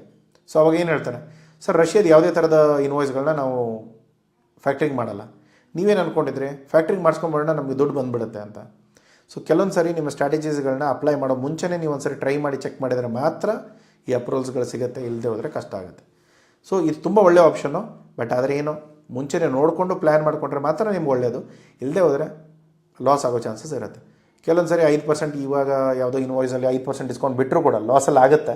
ಬಟ್ ಏನು, ಮುಂದೆ ಬರೋ ಆರ್ಡ್ರಲ್ಲಿ ನನಗೆ 20% ಲಾಭ ಇದೆ ಅನ್ನೋದು ಕನ್ಫರ್ಮ್ ಇದ್ದಾಗ ಮಾತ್ರ ಇದನ್ನು ಎತ್ಕೊಂಡು ಮಾಡಿ, ಇಲ್ಲದೆ ಹೋದರೆ ಕಷ್ಟ ಆಗುತ್ತೆ. ಫಾರ್ಫಿಟಿಂಗ್. ಸೊ ಈ ಆಪ್ಷನಲ್ಲಿ ಏನಾಗುತ್ತೆ, ಇದು ಆಲ್ಮೋಸ್ಟ್ ಫ್ಯಾಕ್ಟ್ರಿಂಗ್ ಟೈಪಲ್ಲೇ, ಬಟ್ ಆದರೆ ಏನು ಇನ್ನೂ ಸ್ವಲ್ಪ ದೊಡ್ಡ ಡ್ಯೂರೇಷನ್ನು ಮತ್ತು ತುಂಬ ದೊಡ್ಡ ಕಾಸ್ಟ್. ಇದರಲ್ಲಿ ಏನಾಗುತ್ತೆ, 1 ಮಿಲಿಯನ್ ಕೋಟಿ ಮೇಲೆ ನೀವು ಆಟ ಆಡ್ತಿರುವಾಗ ಒಂದು 10 ಕೋಟಿ 20 ಕೋಟಿ ವ್ಯವಹಾರ ಮಾಡ್ತಾ ಇದ್ದಾಗ ಮಾತ್ರ ಈ ಆಪ್ಷನ್ಗಳು ವರ್ಕೌಟ್ ಆಗುತ್ತೆ. ಇನ್ನು ಪ್ರೀಮಿಯಮ್ ಎಕ್ಸ್ಪೋರ್ಟ್ ಮಾಡಿದ್ದಾನೆ, ರೆಗ್ಯುಲರ್ಲಿ ಸೇಲೆಬಲ್ ಇದೆ. ಸೊ ಅವಾಗ ಏನು ಮಾಡ್ತಾರೆ, ಒಂದು ಲಮ್ಸಮ್ ಅಮೌಂಟಲ್ಲಿ, ಇದರಲ್ಲಿ 5% 10% ಅಂತ ಇರಲ್ಲ, ಅವ್ರು ಹೇಳ್ತಾರೆ ನಿಮಗೆ ಸರ್ ಇದರ ಅಗೇನೆಸ್ಟ್ ನಾನು ಇಷ್ಟು ನಿಮಗೆ ಅಮೌಂಟ್ ಕೊಡೋಕ್ಕೆ ರೆಡಿ ಇದ್ದೇನೆ, ತೊಗೊಳ್ತಿದ್ರೆ ತೊಗೊಳ್ಳಿ. ಸೊ ಅವಾಗ ನೀವು ನೆಗೋಷಿಯೇಟ್ ಮಾಡ್ತೀರಾ, ಮಾತಾಡ್ತೀರಾ, ಓಕೆ ಅಂದರೆ ತೊಗೊಳ್ತೀರಾ. ನಿಮ್ಮ ಲಾಂಗ್ ಟರ್ಮಲ್ಲಿ ಕ್ಯಾಶ್ ಫ್ಲೋ ಅಂತೂ ನೀವು ಬರುತ್ತೆ. ಈಗ ಫೈನಾನ್ಷಿಯಲ್ ರಿಸ್ಕು ಸೇಮ್, ಎಲ್ಲವೂ ಸೇಮ್ ಇರುತ್ತೆ. ಬಟ್ ಏನು, ಇದರಲ್ಲಿ ಲಾಂಗ್ ಟರ್ಮು ಮತ್ತು ಇದರಲ್ಲಿ ಹೈ ವ್ಯಾಲ್ಯೂ ಟ್ರಾನ್ಸಾಕ್ಷನ್ಸ್ ಮಾತ್ರ ಆಗೋದು. ಇದರಲ್ಲಿ ಯಾವುದೂ ನಿಮಗೆ ಚಿಕ್ಕ ಟ್ರಾನ್ಸಾಕ್ಷನು ಒಂದು $80,000 $50,000 ಅದೆಲ್ಲ ಆಗೋಲ್ಲ. ಒಂದು 10-20 ಕೋಟಿ ಮೇಲೆ ಇದ್ದರೆ ಮಾತ್ರ ಈ ಥರದ್ದು ಆಪ್ಷನ್ಸ್ಗಳು ನಿಮಗೆ ಅವೈಲೇಬಲ್ ಇರುತ್ತೆ. Supplier credit. ಇವಾಗ ಏನು ನಾರ್ಮಲಿ ನಾವೇನು ಮಾಡ್ತೇವೆ, ಇವಾಗ ಯಾರಿಗೂ ದುಡ್ಡು ಕೊಡ್ತೇವೆ, ಆಯ್ತಪ್ಪ ಇವಾಗ ದುಡ್ಡು ತೊಗೋ, ನಿನಗೆ ಅವಶ್ಯಕತೆ ಇದೆ ತೊಗೋ, ಬಟ್ ಆದರೆ ಏನು ನಂಗೆ ತಿಂಗಳಿಗೆ ಇಷ್ಟೆಷ್ಟು ಕೊಡ್ತಾಯಿರು. ಇವಾಗ ನನ್ನ ಮೆಟೀರಿಯಲ್ ಬಿದ್ದಿದೆ, ಇದಂತೂ ದುಡ್ಡು ಬರೋಲ್ಲ ಇಲ್ಲಿದ್ದರೆ. ಸೊ ಅಟ್ಲೀಸ್ಟ್ ನಾನೇನು ಮಾಡ್ತೇನೆ, ಇದನ್ನು ಮಲೇಷ್ಯಾಗೆ ಎಕ್ಸ್ಪೋರ್ಟ್ ಮಾಡ್ತೇನೆ. ಮಲೇಷ್ಯಾದ ಪಾರ್ಟಿಗೆ ಏನು ಹೇಳ್ತೇನೆ, ಆಯ್ತಪ್ಪ ನೀನು $1,00,000 ಇದೆ, ಸೊ ಅದನ್ನು ನೀನು 4 ತಿಂಗಳಲ್ಲಿ ನನಗೆ ಇನ್ಸ್ಟಾಲ್ಮೆಂಟಲ್ಲಿ ದುಡ್ಡು ಕೊಡು. ಇಮಿಡಿಯೇಟ್ ನಿನಗೂ ಕೊಡೋಕ್ಕಾಗಲ್ಲ, ಬಟ್ ಅಟ್ಲೀಸ್ಟ್ ನಾನು ಹೇಳ್ತಾ ಇರೋದೇನೋ, ನನ್ನ ಮೆಟೀರಿಯಲ್ ತೊಗೋ, ನೀನು ಅದನ್ನು ಸೆಲ್ ಮಾಡು, ತಿಂಗಳ ನನಗೆ ಎಷ್ಟೆಷ್ಟು ಮುಟ್ಟಿಸ್ತಾ ಇರೋ, ಒಂದು 4 ತಿಂಗಳಲ್ಲಿ ನಾನು ಪೇಮೆಂಟ್ನ ಕವರ್ ಮಾಡು ಅಂತ ಹೇಳ್ತೇನೆ. ಇದರ ಅಡ್ವಾಂಟೇಜಸ್ ಏನು, ನಿಮ್ಮ ಸೇಲ್ಸ್ ಅಟ್ಲೀಸ್ಟ್ ಪೇಮೆಂಟ್ ಟರ್ಮ್ಸ್ ಕೊಡೋದ್ರಿಂದ ಅಲ್ಲಿ ಏನಾದರೂ ನಿಯತ್ತಾಗಿದ್ದಾನೆ ಮನುಷ್ಯ, ಅವ್ನು ಕೆಲಸ ಮಾಡ್ತಾನೆ, ಅವ್ನ ಬಿಸ್ನೆಸ್ಗಳನ್ನ ತಂದು ಕೊಡ್ತಾನೆ ಅನ್ನೋದಿದ್ದರೆ ಈ ಆಪ್ಷನ್ಗಳು ವರ್ಕೌಟ್ ಆಗುತ್ತೆ. ಇದರಲ್ಲಿ ಹೈ ರಿಸ್ಕ್ ಏನು, ಪೇಮೆಂಟ್ ಬರದೇ ಇರ್ಬೋದು, ಅಥವಾ ಅವನು ಮಾರ್ಕೊಂಡು ಕೂಡ ದುಡ್ಡು ಕೊಡದೇ ಇರ್ಬೋದು. ಈ ಥರದ ರಿಸ್ಕ್ಗಳು ಇರುತ್ತೆ. ಆದರೆ ಇವಾಗ ನೋಡಿ, ಇದೆಲ್ಲ ಪೇಮೆಂಟ್ ಟರ್ಮ್ಸ್ಗಳು ಯಾಕೆ ಈ ಥರದ್ದು ಆಪ್ಷನ್ಸ್ಗಳಿದೆ ಅನ್ನೋದಾದರೆ, ಇವಾಗ ನಮ್ಮ ಸಿಚುವೇಶನ್ ಮ್ಯಾಚ್ ಆಗಬೇಕಲ್ಲ. ಇವಾಗ ನಾವಿರೋ ಸಿಚುವೇಶನ್ ಯಾವುದಿದೆ, ಸರ್ ಮೆಟೀರಿಯಲ್ ಇಷ್ಟೆಲ್ಲ ಪ್ರೊಡ್ಯೂಸ್ ಮಾಡ್ಕೊಂಡು ಕೂತ್ಕೊಂಡಿದ್ದಾನೆ, ನಾನು ಏನೂ ಮಾಡೋಕ್ಕೆ ಆಗ್ತಾಯಿಲ್ಲ, ಇಲ್ಲಿ ಡೊಮೆಸ್ಟಿಕಲ್ಲೂ ಆರ್ಡರ್ ಫುಲ್ ಕಡಿಮೆ ಆಗಿಬಿಟ್ಟಿದೆ, ಬೇರೆ US ಅಲ್ಲಾದರೆ ಏನೂ ತೊಗೊಳ್ತಾ ಇಲ್ಲ, ಅಟ್ಲೀಸ್ಟ್ ನನಗೆ ಬೇರೆ ಏನಾದ್ರು ಆಪ್ಷನ್ ಟ್ರೈ ಮಾಡೋಣ ಅಂದರೆ, ಮಲೇಷ್ಯಾದ ಬಯರ್ ಇದ್ದಾನೆ, ಬಟ್ ಆದರೆ ಅವನು ಇವಾಗಲೇ ದುಡ್ಡು ಕೊಡಲ್ಲ, ಅವ್ನು ತಿಂಗಳಲ್ಲಿ ಇಷ್ಟಿಷ್ಟು ದುಡ್ಡು ಕೊಡೋಕ್ಕೆ ರೆಡಿ ಇದ್ದಾನೆ, ನೀವು ಹ್ಞೂ ಅಂದರೆ ಮಾಡಿಸೋಣ ಅಂದರೆ ಈ ಥರದ ಪೇಮೆಂಟ್ ಟರ್ಮ್ಸ್ಗಳು ವರ್ಕೌಟ್ ಆಗುತ್ತೆ. ತುಂಬ ಸಾರಿ ತುಂಬ ವ್ಯವಹಾರಗಳಲ್ಲಿ ನೀವು ಇರೋ ಸಿಚುವೇಷನಲ್ಲಿ ಪೇಮೆಂಟ್ ಟರ್ಮ್ಸ್ನ ಚೂಸ್ ಮಾಡ್ಬೋದು. ತುಂಬ ಕಂಫರ್ಟೇಬಲ್ ಇದ್ದೀರಾ, ಅಡ್ವಾನ್ಸ್ ಬಿಟ್ಟರೆ ನಾನು ಮಾಡೋದೇ ಇಲ್ಲ, ನನಗೆ ಆರ್ಡರ್ ಅವಶ್ಯಕತೆಯೇ ಇಲ್ಲ ಅಂದರೆ ಅದನ್ನು ಮಾಡಿ. ಇಲ್ಲ LCಗಳು, ಬೇರೆ ಬೇರೆ ಪೇಮೆಂಟ್ ಟರ್ಮ್ಗಳು, ನಮ್ಮ ಸಿಚುವೇಶನ್ ಯಾವ ಥರ ಚೇಂಜ್ ಆಗುತ್ತೆ ಅದರ ಮೇಲೆ ಇರುತ್ತೆ. ಇನ್ನೊಂದು ಲಾಸ್ಟ್ ಪೇಮೆಂಟ್ ಟರ್ಮ್ ಒಂದು ನೋಡೋಣ. ಎಸ್ಟ್ರೋ ಪೇಮೆಂಟಲ್ಲಿ ಮತ್ತು ನಿಮ್ಮ LC ಪೇಮೆಂಟಲ್ಲಿ ಸೇಮ್ ಸಿಚುವೇಶನ್ಸ್. ಇಲ್ಲಿ ಒಂದು ಥರ್ಡ್ ಪಾರ್ಟಿನ ಅಪಾಯಿಂಟ್ ಮಾಡ್ತೇವೆ, ಅವನು ಯಾವ ಅಲಿಪೇ ಆಗಿರ್ಬೋದು ಅಥವಾ ICICI ಬ್ಯಾಂಕ್ ಆಗಿರ್ಬೋದು, ಯಾರೇ ಆಗಿರ್ಬೋದು. ನೀವೊಂದು ಎಕ್ಸ್ಟ್ರಾ ಅಕೌಂಟ್ ಓಪನ್ ಮಾಡ್ತಾರೆ, ಅದು ನಿಮ್ಮ ಬಾಯರ್ಗೆ ಮತ್ತು ನಿಮ್ಮ ನಡುವೆ ಒಬ್ಬನೇ ಇರ್ತಾನೆ. ಇಲ್ಲಿ ಬೇರೆ ಬೇರೆ ಬ್ಯಾಂಕ್ಗಳು, LCಯಲ್ಲಿ ಏನಾಗುತ್ತೆ, ನಿಮ್ಮ ಬ್ಯಾಂಕ್ ನಿಮಗೆ, ಅವ್ನ ಬ್ಯಾಂಕ್ ಅವನಿಗಿರುತ್ತೆ. ಇಲ್ಲಿ ಹೇಗಾಗುತ್ತೆ, ನಮ್ಮಿಬ್ಬರ ನಡುವೆ ಒಬ್ಬನೇ ಎಕ್ಸ್ಟ್ರಾ ಅಕೌಂಟ್ ಹೋಲ್ಡರು, ಅವನಿಗೇನು ಮಾಡ್ತಾನೆ, ಕಂಡೀಷನ್ಸಲ್ಲಿ ಒಂದು ಅಕೌಂಟ್ ಓಪನ್ ಆಗುತ್ತೆ, ಅಲ್ಲಿ ಅವನೇನು ಮಾಡ್ತಾನೆ, ದುಡ್ಡು ಹಾಕ್ತಾನೆ. ಓಕೆ, ಇಷ್ಟಾದ ಮೇಲೆ ಅವನೇನು ಮಾಡ್ತಾನೆ, ಒಂದು ಸರಿ ಅದು ಪೇಪರ್ಸ್ಗಳು, ನನ್ನ ಡಾಕ್ಯುಮೆಂಟ್ಸ್ಗಳು ಏನಿದೆ ಎಲ್ಲ ಇನ್ಸ್ಪೆಕ್ಟ್ ಮಾಡಿದ ಮೇಲೆ ದುಡ್ಡು ಮಾತ್ರ ನನಗೆ ಬರುತ್ತೆ. ಅವನೇನು ಮಾಡ್ತಾನೆ, ಯಾರು ಎಕ್ಸ್ಟ್ರಾ ಅಕೌಂಟ್ ಹೋಲ್ಡರ್ ಇದೆ, ಫಾರ್ ಎಕ್ಸಾಂಪಲ್ ICICI ಬ್ಯಾಂಕ್ ಇದ್ದಾರೆ ಅಂತ ಅಂದ್ಕೊಳ್ಳಿ. ಸೊ ಇವಾಗ ಎಕ್ಸ್ಟ್ರಾ ಅಕೌಂಟ್ನ ನಾನು ICICI ಬ್ಯಾಂಕಲ್ಲಿ ಓಪನ್ ಮಾಡಿದ್ದೇನೆ, ಬಾಯರ್ಗೆ ಏನು ಹೇಳ್ತಾನೆ, ಅಲ್ಲಿ $2 ಲಕ್ಷ ಏನಿದೆ ಅದನ್ನು ಡೆಪಾಸಿಟ್ ಮಾಡಿಸಿ, ಕಂಡೀಷನ್ಸ್ ಅಪ್ಲಿಕೇಬಲ್ ಇರುತ್ತೆ. ಅವನೇನು ಮಾಡ್ತಾನೆ, $2 ಲಕ್ಷ ಎಕ್ಸ್ಟ್ರಾ ಅಕೌಂಟಿಗೆ ಟ್ರಾನ್ಸ್ಫರ್ ಮಾಡ್ತಾನೆ, ಅದನ್ನು ನನಗೆ ದುಡ್ಡು ತೆಗಿಯೋಕ್ಕೆ ಬರೋಲ್ಲ. ಅದಕ್ಕೆ ಏನು ಮಾಡ್ತೇನೆ ನಾನು, ಅವ್ರು ಏನೇನು ಇನ್ಸ್ಪೆಕ್ಷನ್ಸು ಅಪ್ರೂವಲ್ಸ್ ಹೇಳಿದಾರೋ ಅದನ್ನೆಲ್ಲ ಪ್ರಿಪೇರ್ ಮಾಡಿಕೊಂಡು ಅದನ್ನು ನಾನು ಎಕ್ಸ್ಟ್ರಾ ಅಕೌಂಟ್ ಹೋಲ್ಡರಿಗೆ ಕೊಡ್ತೇನೆ. ಅವನು ಎಲ್ಲ ನೋಡಿಕೊಂಡು ಸರಿ ಇದೆಯಾ, ಎಲ್ಲ ಕರೆಕ್ಟಾಗಿದೆ, ಆಯಿತು ನೀವು ಪೇಮೆಂಟ್ನ ಕ್ಲಿಯರ್ ಮಾಡಿ ಅಂತ ಎಕ್ಸ್ಟ್ರಾ ಅಕೌಂಟ್ದವ್ರಿಗೆ ಹೇಳಿದಾಗ ನನಗೆ ಆ ದುಡ್ಡುಗಳು ಸಿಗುತ್ತೆ. ಸೊ ತುಂಬ ವಿಷಯಗಳು ಪ್ರಾಪರಾಗಿ ಕ್ಲಿಯರ್ ಆಗಿರುತ್ತೆ. ಇದು ಕೂಡ ಆಲ್ಮೋಸ್ಟ್ ಸೆಕ್ಯೂರ್ಡ್ ಇರುತ್ತೆ, ಇಬ್ಬರು ಕೂಡ ಸೆಕ್ಯೂರ್ ಆಗ್ತಾರೆ. ಇಲ್ಲಿ LCಯಲ್ಲೂ ಕೂಡ ಸೇಮ್ ಸಿಚುವೇಶನ್, ಇಲ್ಲೂ ಕೂಡ ಸೇಮ್ ಸಿಚುವೇಶನ್. ಬಟ್ ಆದರೆ ಏನು, ಅಲ್ಲಿ ನಿಮ್ಮ ಬ್ಯಾಂಕು ಅವರ ಬ್ಯಾಂಕಿಗೆ ಕೊರಿಯರ್ ಕಳಿಸೋದು, ಅವ್ರ ಬ್ಯಾಂಕಿಂದ ದುಡ್ಡು ತೊಗೊಳ್ಳೋದು, ನಿಮಗೆ ಕೊಡೋದು, ಇದೆಲ್ಲ ಇರುತ್ತೆ. ಇಲ್ಲ ಆದರೆ ನಿಮ್ಮಿಬ್ಬರ ನಡುವೆ ಒಬ್ಬನೇ ಇರ್ತಾನೆ, ಅದು ಬ್ಯಾಂಕ್ ಇರಲೇಬೇಕಂತಾರೆ, ಬೇರೆ ಯಾವುದೇ ಎಕ್ಸ್ಟ್ರಾ ಹೋಲ್ಡರ್ ಆದರೂ ಇರ್ಬೋದು. ಸೊ ಇದರಲ್ಲಿ ನಿಮ್ಮಿಬ್ಬರು ಸೆಕ್ಯೂರ್ ಆಗ್ತೀರಾ. ಆಮೇಲೆ ನಿಮ್ಮ ಫಂಡ್ಸ್ ಯಾವಾಗ ಸಿಗುತ್ತೆ, ಬಾಯರ್ ಇಲ್ಲೇನಾಗ್ಬಿಡುತ್ತೆ, ಇವಾಗ ನಿಮ್ಮ ಪೇಮೆಂಟ್ ಮುಂಚೆನೇ ಬಂದುಬಿಡುತ್ತೆ. ಇವಾಗೇನು ಶಿಪ್ಮೆಂಟ್ ಇನ್ನೂ ಆಗಿಲ್ಲ, ಆದರೂ ಕೂಡ ನಿಮಗೆ ಕನ್ಫರ್ಮ್ ಏನಿದೆ, ಯಾಕೆಂದರೆ ಅವನು ಆಲ್ರೆಡಿ ನಿಮ್ಮ ಅಕೌಂಟಿಗೆ ದುಡ್ಡು ಹಾಕಿದ್ದಾನೆ. ನಿಮ್ಮ ಅಕೌಂಟಲ್ಲಿ ನಿಮ್ಮ ಪರ್ಸನಲ್ ಅಕೌಂಟ್ ಅಲ್ಲ, ಬಟ್ ಎಕ್ಸ್ಟ್ರಾ ಅಕೌಂಟಲ್ಲಿ ದುಡ್ಡಿದೆ ಅಂದರೆ ಏನರ್ಥ, ಆಲ್ರೆಡಿ ದುಡ್ಡು ಬಂದಿದೆ, ಅವನ ಹತ್ರ ದುಡ್ಡಿದೆ ತೊಗೊಳಕ್ಕೆ. ಇವಾಗ ತುಂಬ ಜನ ಏನಂತಾರೆ, ಇಲ್ಲ ನಾನು ದುಡ್ಡಿದೆ ನಾನು ಕಳಿಸ್ತೇನೆ ಅಂತ ಹೇಳ್ತಾರೆ, ಬ್ಯಾಂಕ್ ಬ್ಯಾಲೆನ್ಸ್ 0 ಇರುತ್ತೆ. ಅವಾಗೇನು ನಿಮ್ಮ ಕತೆ ಮುಗೀತು. ಸೊ ಇದನ್ನೆಲ್ಲ ನೋಡಿಕೊಂಡು ನೀವು ಪ್ಲ್ಯಾನ್ ಮಾಡಬೇಕಾಗತ್ತೆ. ಸೊ ಇದರ ಅಕಾರ್ಡಿಂಗ್ಲಿ ನೀವು ನೋಡಿದರೆ ಈ ಆಪ್ಷನ್ಸ್ಗಳಿದೆ. ಇದರ ನೆಕ್ಸ್ಟ್ ಇರೋದೇನು, ಇದರಲ್ಲಿ ಬಾಯರ್ ಹತ್ರ ಮುಂಚೆ ದುಡ್ಡು ಇರೋದ್ರಿಂದ ನಿಮಗಂತೂ ದುಡ್ಡಿನ ಬಗ್ಗೆ ಅಂತೂ ಇದು ಏನು ಗೊತ್ತಾ, ಒಂಥರ ಕನ್ನಡಿ ದುಡ್ಡು ಅಂತ ಹೇಳ್ತಾರೆ. ಈ ಮಿರರ್ಗಳಲ್ಲಿ ದುಡ್ಡು ಕಾಣ್ತಾ ಇರುತ್ತೆ.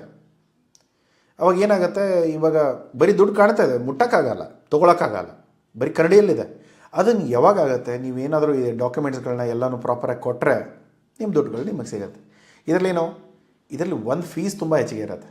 ಅವರೊಂದು ಸರ್ಟನ್ ಪರ್ಸೆಂಟೇಜ್ ಆಫ್ ಫೀಸ್ ಇರುತ್ತೆ. ನಿಮ್ಮ ಟರ್ನ್ ಓವರ್ ಏನಿದೆ, ನಿಮ್ಮ ಕಾಸ್ಟ್ ಏನಿದೆ, ಇದನ್ನೆಲ್ಲ ನೋಡಿಕೊಂಡು ಅವರೊಂದು ಫೀಸ್ ಹೇಳ್ತಾರೆ. ನೀವು ನಿಮ್ಮ ಬ್ಯಾಂಕ್ಗಳ ಜೊತೆ ಚೆಕ್ ಮಾಡ್ಬೋದು, ಎಲ್ಲ ಬ್ಯಾಂಕ್ಗಳು ಫೆಸಿಲಿಟೇಷನ್ ಕೊಡ್ತಾರೆ.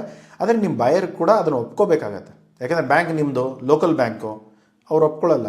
ಸೊ ಈ ಥರ ಸಿಚುವೇಷನ್ಗಳು ಬರುತ್ತೆ. ಇಬ್ಬರು ನಡುವೆ ಯಾರಾದರೂ ಕಾಮನ್ ಅಂಡರ್ಸ್ಟ್ಯಾಂಡಿಂಗ್ ಇರೋ ಬ್ಯಾಂಕ್ ಇತ್ತು ಅಂದರೆ ಮಾಡ್ಬೋದು. ಬಟ್ ಯಾವ ಬ್ಯಾಂಕ್ ರೆಪ್ಯುಟೇಷನ್ ಇದೆ ಅದನ್ನು ತೊಗೊಂಡು ನೋಡ್ಕೊಳ್ಳಿ. ಇಲ್ಲಾಂದರೆ ಯಾವುದೋ ಚಿಕ್ಕ ಪುಟ್ಟ ಬ್ಯಾಂಕಲ್ಲಿ ನೀವೇನಾದರೂ ನಿಮ್ಮ ದುಡ್ಡು ಹಾಕ್ಸ್ತಿದ್ರೆ ಅವ್ರದ್ದು ಕತೆ ಬೇರೆ ಇರುತ್ತೆ. ಓಕೆ, ಸೊ ನೆಕ್ಸ್ಟ್ ಇರೋದೇನು, ಈ ಪೇಮೆಂಟ್ ಡಿಲೇಸ್ ಯಾವಾಗ ಆಗುತ್ತೆ, ಒಂದು ವೇಳೆ ನನ್ನ ಶಿಪ್ಮೆಂಟ್ ಬಾಯರ್ಗೆ ಹೋಗಿದೆ, ಆ ಪ್ರಾಡಕ್ಟ್ ಏನಾದರೂ ಡಿಸ್ಪ್ಯೂಟ್ ಬಂತು, ಅಥವಾ ಆ ಪ್ರಾಡಕ್ಟ್ ಏನಾದರೂ ಕನ್ಸೈನ್ಮೆಂಟ್ ಸರಿ ಇಲ್ಲ, ಕ್ವಾಲಿಟಿ ಸರಿ ಇಲ್ಲ, ನಾನು ಹೇಳಿರೋದೇ ಬಂದಿಲ್ಲ, ನೀವೇನೋ ಬೇರೆಯೇ ಕಳಿಸಿದ್ದೀರಾ, ಇದೆಲ್ಲ ಮಿಸ್ಅಂಡರ್ಸ್ಟ್ಯಾಂಡಿಂಗ್ ಇತ್ತು ಅಂದರೆ ನಿಮ್ಮ ಪೇಮೆಂಟ್ ಬರೋದು ಡಿಲೇ ಆಗುತ್ತೆ. ಇಲ್ಲ ಅಂದರೆ ಬರದೇ ಇರೋ ಚಾನ್ಸಸ್ ಕೂಡ ಇರುತ್ತೆ. ಆ ದುಡ್ಡು ಅಲ್ಲೇ ಇರುತ್ತೆ, ಅದೆಲ್ಲೂ ಹೋಗಲ್ಲ. ಬಟ್ ಆದರೆ ನೀವು ಇನ್ನೊಂದು ಸರಿ ಇದು ಡಿಸ್ಪ್ಯೂಟ್ನ ರಿಸಾಲ್ವ್ ಮಾಡೋವರೆಗೂ ಆ ಪೇಮೆಂಟ್ಗಳು ಬರಲ್ಲ. ಅವ್ನು ಇನ್ನೊಂದು ಸರಿ ಹೇಳ್ಬೋದು ನಿಮಗೆ, ಇಲ್ಲ ಸರ್ ನಾನು ಇದು ಮೆಟೀರಿಯಲ್ಗಳು ಸರಿ ಕಳಿಸಿಲ್ಲ, ನೀವು ನಾನು ವಾಪಸ್ ಕಳಿಸ್ತಾ ಇದ್ದೇನೆ, ಅಥವಾ ನೀವು ಕಳಿಸಿರೋ ಮೆಟೀರಿಯಲ್ ಎಲ್ಲ ಡ್ಯಾಮೇಜ್ ಆಗಿದೆ, ನಾನು ವಾಪಸ್ ಕಳಿಸ್ತೇನೆ, ಅದನ್ನು ಫುಲ್ಫಿಲ್ ಮಾಡಿ. ನೀವು ಅಗ್ರಿಮೆಂಟಲ್ಲಿ ಏನು ಬರೆದಿದ್ದೀರಾ, ನೀವು ಅಗ್ರಿಮೆಂಟಲ್ಲಿ ಏನು ಅಗ್ರಿ ಮಾಡ್ಕೊಂಡಿದ್ದೀರಾ, ಇದನ್ನೆಲ್ಲವೂ ಪ್ರತಿಯೊಂದು ಈ ಕಂಡೀಷನ್ಸಲ್ಲಿ ಬರುತ್ತೆ. ಡಿಸ್ಪ್ಯೂಟ್ ಆದರೆ ಹೇಗೆ ರಿಸಾಲ್ವ್ ಮಾಡ್ಕೋತೀರಾ ಅನ್ನೋದನ್ನು ಬರೆದಿರ್ತೀರ. ಸೊ ಈ ಥರದ್ದೆಲ್ಲ ಏನಾದರೂ ಡ್ರಾಫ್ಟ್ಗಳು ಅಗ್ರಿಮೆಂಟ್ಸ್ಗಳು ಏನಾದರೂ ಬೇಕಾದರೆ ದಯಮಾಡಿ ನಮ್ಮ ಟೀಮ್ ಜೊತೆ ಮಾತಾಡಿ, ನಿಮ್ಗೆ ಏನೇ ಬೇಕಾದ ಸಪೋರ್ಟ್ ಬೇಕಾದರೂ ಸಿಗುತ್ತೆ. ಸೊ ಇದು ಲಾಸ್ಟ್ ಪೇಮೆಂಟ್ ಟರ್ಮ್. ಇದು ಬಿಟ್ಟು ತುಂಬ ಆಪ್ಷನ್ಸ್ಗಳು ಕಾಂಬಿನೇಷನ್ಸಲ್ಲಿ ಹಾಫ್ ಪೇಮೆಂಟ್ ಹೀಗೆ, ಹಾಫ್ ಪೇಮೆಂಟ್ ಹಾಗೆ ತುಂಬ ಆಪ್ಷನ್ಸ್ಗಳನ್ನ ನೀವು ರೆಡಿ ಮಾಡ್ಕೊಳ್ಬೋದು. ಅಥವಾ ನೀವು ಏನೇ ಹೊಸದಾಗಿ ಕೆಲಸ ಮಾಡ್ತಾ ಇದ್ದೀರಾ ಅಥವಾ ಏನಾದರೂ ಸಪೋರ್ಟ್ ಬೇಕು, ಕನ್ಸಲ್ಟೇಷನ್ ಬೇಕಂದರೆ ದಯಮಾಡಿ ನಮ್ಮ ಟೀಮ್ ಜೊತೆ ಮಾತಾಡ್ಕೊಳ್ಳಿ, ನಿಮ್ಗೆ ಏನು ಬೇಕೋ ಸಪೋರ್ಟ್ ಸಿಗುತ್ತೆ. ಸೊ ಇವಾಗ ಪೇಮೆಂಟ್ ಆಪ್ಷನ್ಸ್ ಇಷ್ಟು ಎಲ್ಲವೂ ಪೇಮೆಂಟ್ ಟರ್ಮ್ಸು ನೀವು ಎಕ್ಸ್ಪೋರ್ಟ್ ಇಂಪೋರ್ಟ್ ಬಿಸ್ನೆಸ್ಸಲ್ಲಿ ಯೂಸ್ ಮಾಡ್ಬೋದು. ಇದರಲ್ಲಿ ಏನೇ ಡೌಟ್ಸ್ ಇದ್ದರೂ ಕೂಡ ಕಮೆಂಟ್ ಬಾಕ್ಸಲ್ಲಿ ಯೂಸ್ ಮಾಡಿ.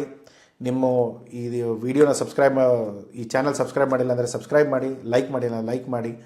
ನಿಮ್ಮ ಫ್ರೀಯಾಗಿದೆ, ಏನು ದುಡ್ಡು ಕೊಡೋದೇನಿಲ್ಲ ಇದರಲ್ಲಿ. ಸೊ ಇಷ್ಟೆಲ್ಲ ನೀವು ನಾಲೆಜ್ ತೊಗೊಳ್ತಾ ಇದ್ದೀರಾ, ಬೇಸಿಕ್ ಇಷ್ಟ ಆದರೂ ನೀವು ಸಪೋರ್ಟ್ ಮಾಡ್ಬೋದು. ಮಾಡಿ ನಿಮ್ಗೆ ಏನೇ ಡೌಟ್ ಇರ್ಬೋದು ಅಥವಾ ನಿಮ್ಗೆ ಏನಾದರೂ ಎಡಿಷನಲ್ ಸಪೋರ್ಟ್ ಬೇಕಾದರೆ ದಯಮಾಡಿ ನಮ್ಮ ಟೀಮ್ ಜೊತೆ ಮಾತಾಡಿ. ಬೇರೆ ಯಾವುದೇ ಥರದ ಸಪೋರ್ಟ್ ಬೇಕಾದರೂ ಕೂಡ ನೀವು ಕೇಳ್ಬೋದು, ಮಾಡ್ಬೋದು. ನಾವು ಇಷ್ಟು ವರ್ಷದಿಂದ ಬಿಸ್ನೆಸ್ ಆಲ್ಮೋಸ್ಟ್ 20 ವರ್ಷದಿಂದ ನಾವು ಬಿಸ್ನೆಸ್ಸಲ್ಲಿದ್ದೇವೆ. ಸೊ ನಮ್ಮ ಎಕ್ಸ್ಪೀರಿಯನ್ಸ್ನ ಯೂಸ್ ಮಾಡ್ಕೊಳ್ಳಿ. ಪ್ರತಿ ಸರಿ ನೀವೇ ತಪ್ಪು ಮಾಡಿ ಹೊಸದು ಕಲಿಬೇಕಂತ ಏನಿಲ್ಲ. ನಾವು ಮಾಡಿರೋ ತಪ್ಪುಗಳಿಂದ ನೀವು ಕಲಿಬೋದು, ಅಥವಾ ನಾವು ಕಲಿತಾ ಇರೋದು ತುಂಬ ಬೇರೆ ಜನದ ಮಾಡಿರೋ ತಪ್ಪುಗಳಿಂದ. ಸೊ ತುಂಬ ಕಂಪ್ನಿಗಳಿಗೆ ಕನ್ಸಲ್ಟೇಷನ್ಸ್ ಕೊಡ್ತೇವೆ, ಹೆಲ್ಪ್ ಮಾಡ್ತೇವೆ, ಅವ್ರಿಗೆ ಬಿಸ್ನೆಸ್ ಆರ್ಡರ್ಸ್ ತರೋಕ್ಕೂ ಹೆಲ್ಪ್ ಮಾಡ್ತೇವೆ. ತುಂಬ ಸರ್ವಿಸಸ್ ಇದೆ. ನೀವು ಯಾವುದೇ ಥರದ ಬೇಕಾದರೂ ಕೂಡ ನೀವು ಯೂಸ್ ಮಾಡ್ಬೋದು. ನಮ್ಮ ಸಪೋರ್ಟ್ ಯಾವಾಗಲೂ ಇರುತ್ತೆ. ಸೊ ಏನೇ ಡೌಟ್ ಇದ್ದರೂ ಕೂಡ ಕಮೆಂಟ್ ಬಾಕ್ಸಲ್ಲಿ ಹಾಕಿ ಡೀಟೇಲ್ಸ್ಗಳನ್ನ ತೊಗೊಳ್ಳಿ. ಸಿಗೋಣ ಮುಂದಿನ ವೀಡಿಯೋದಲ್ಲಿ. Till then take care, bye. Thank you so much.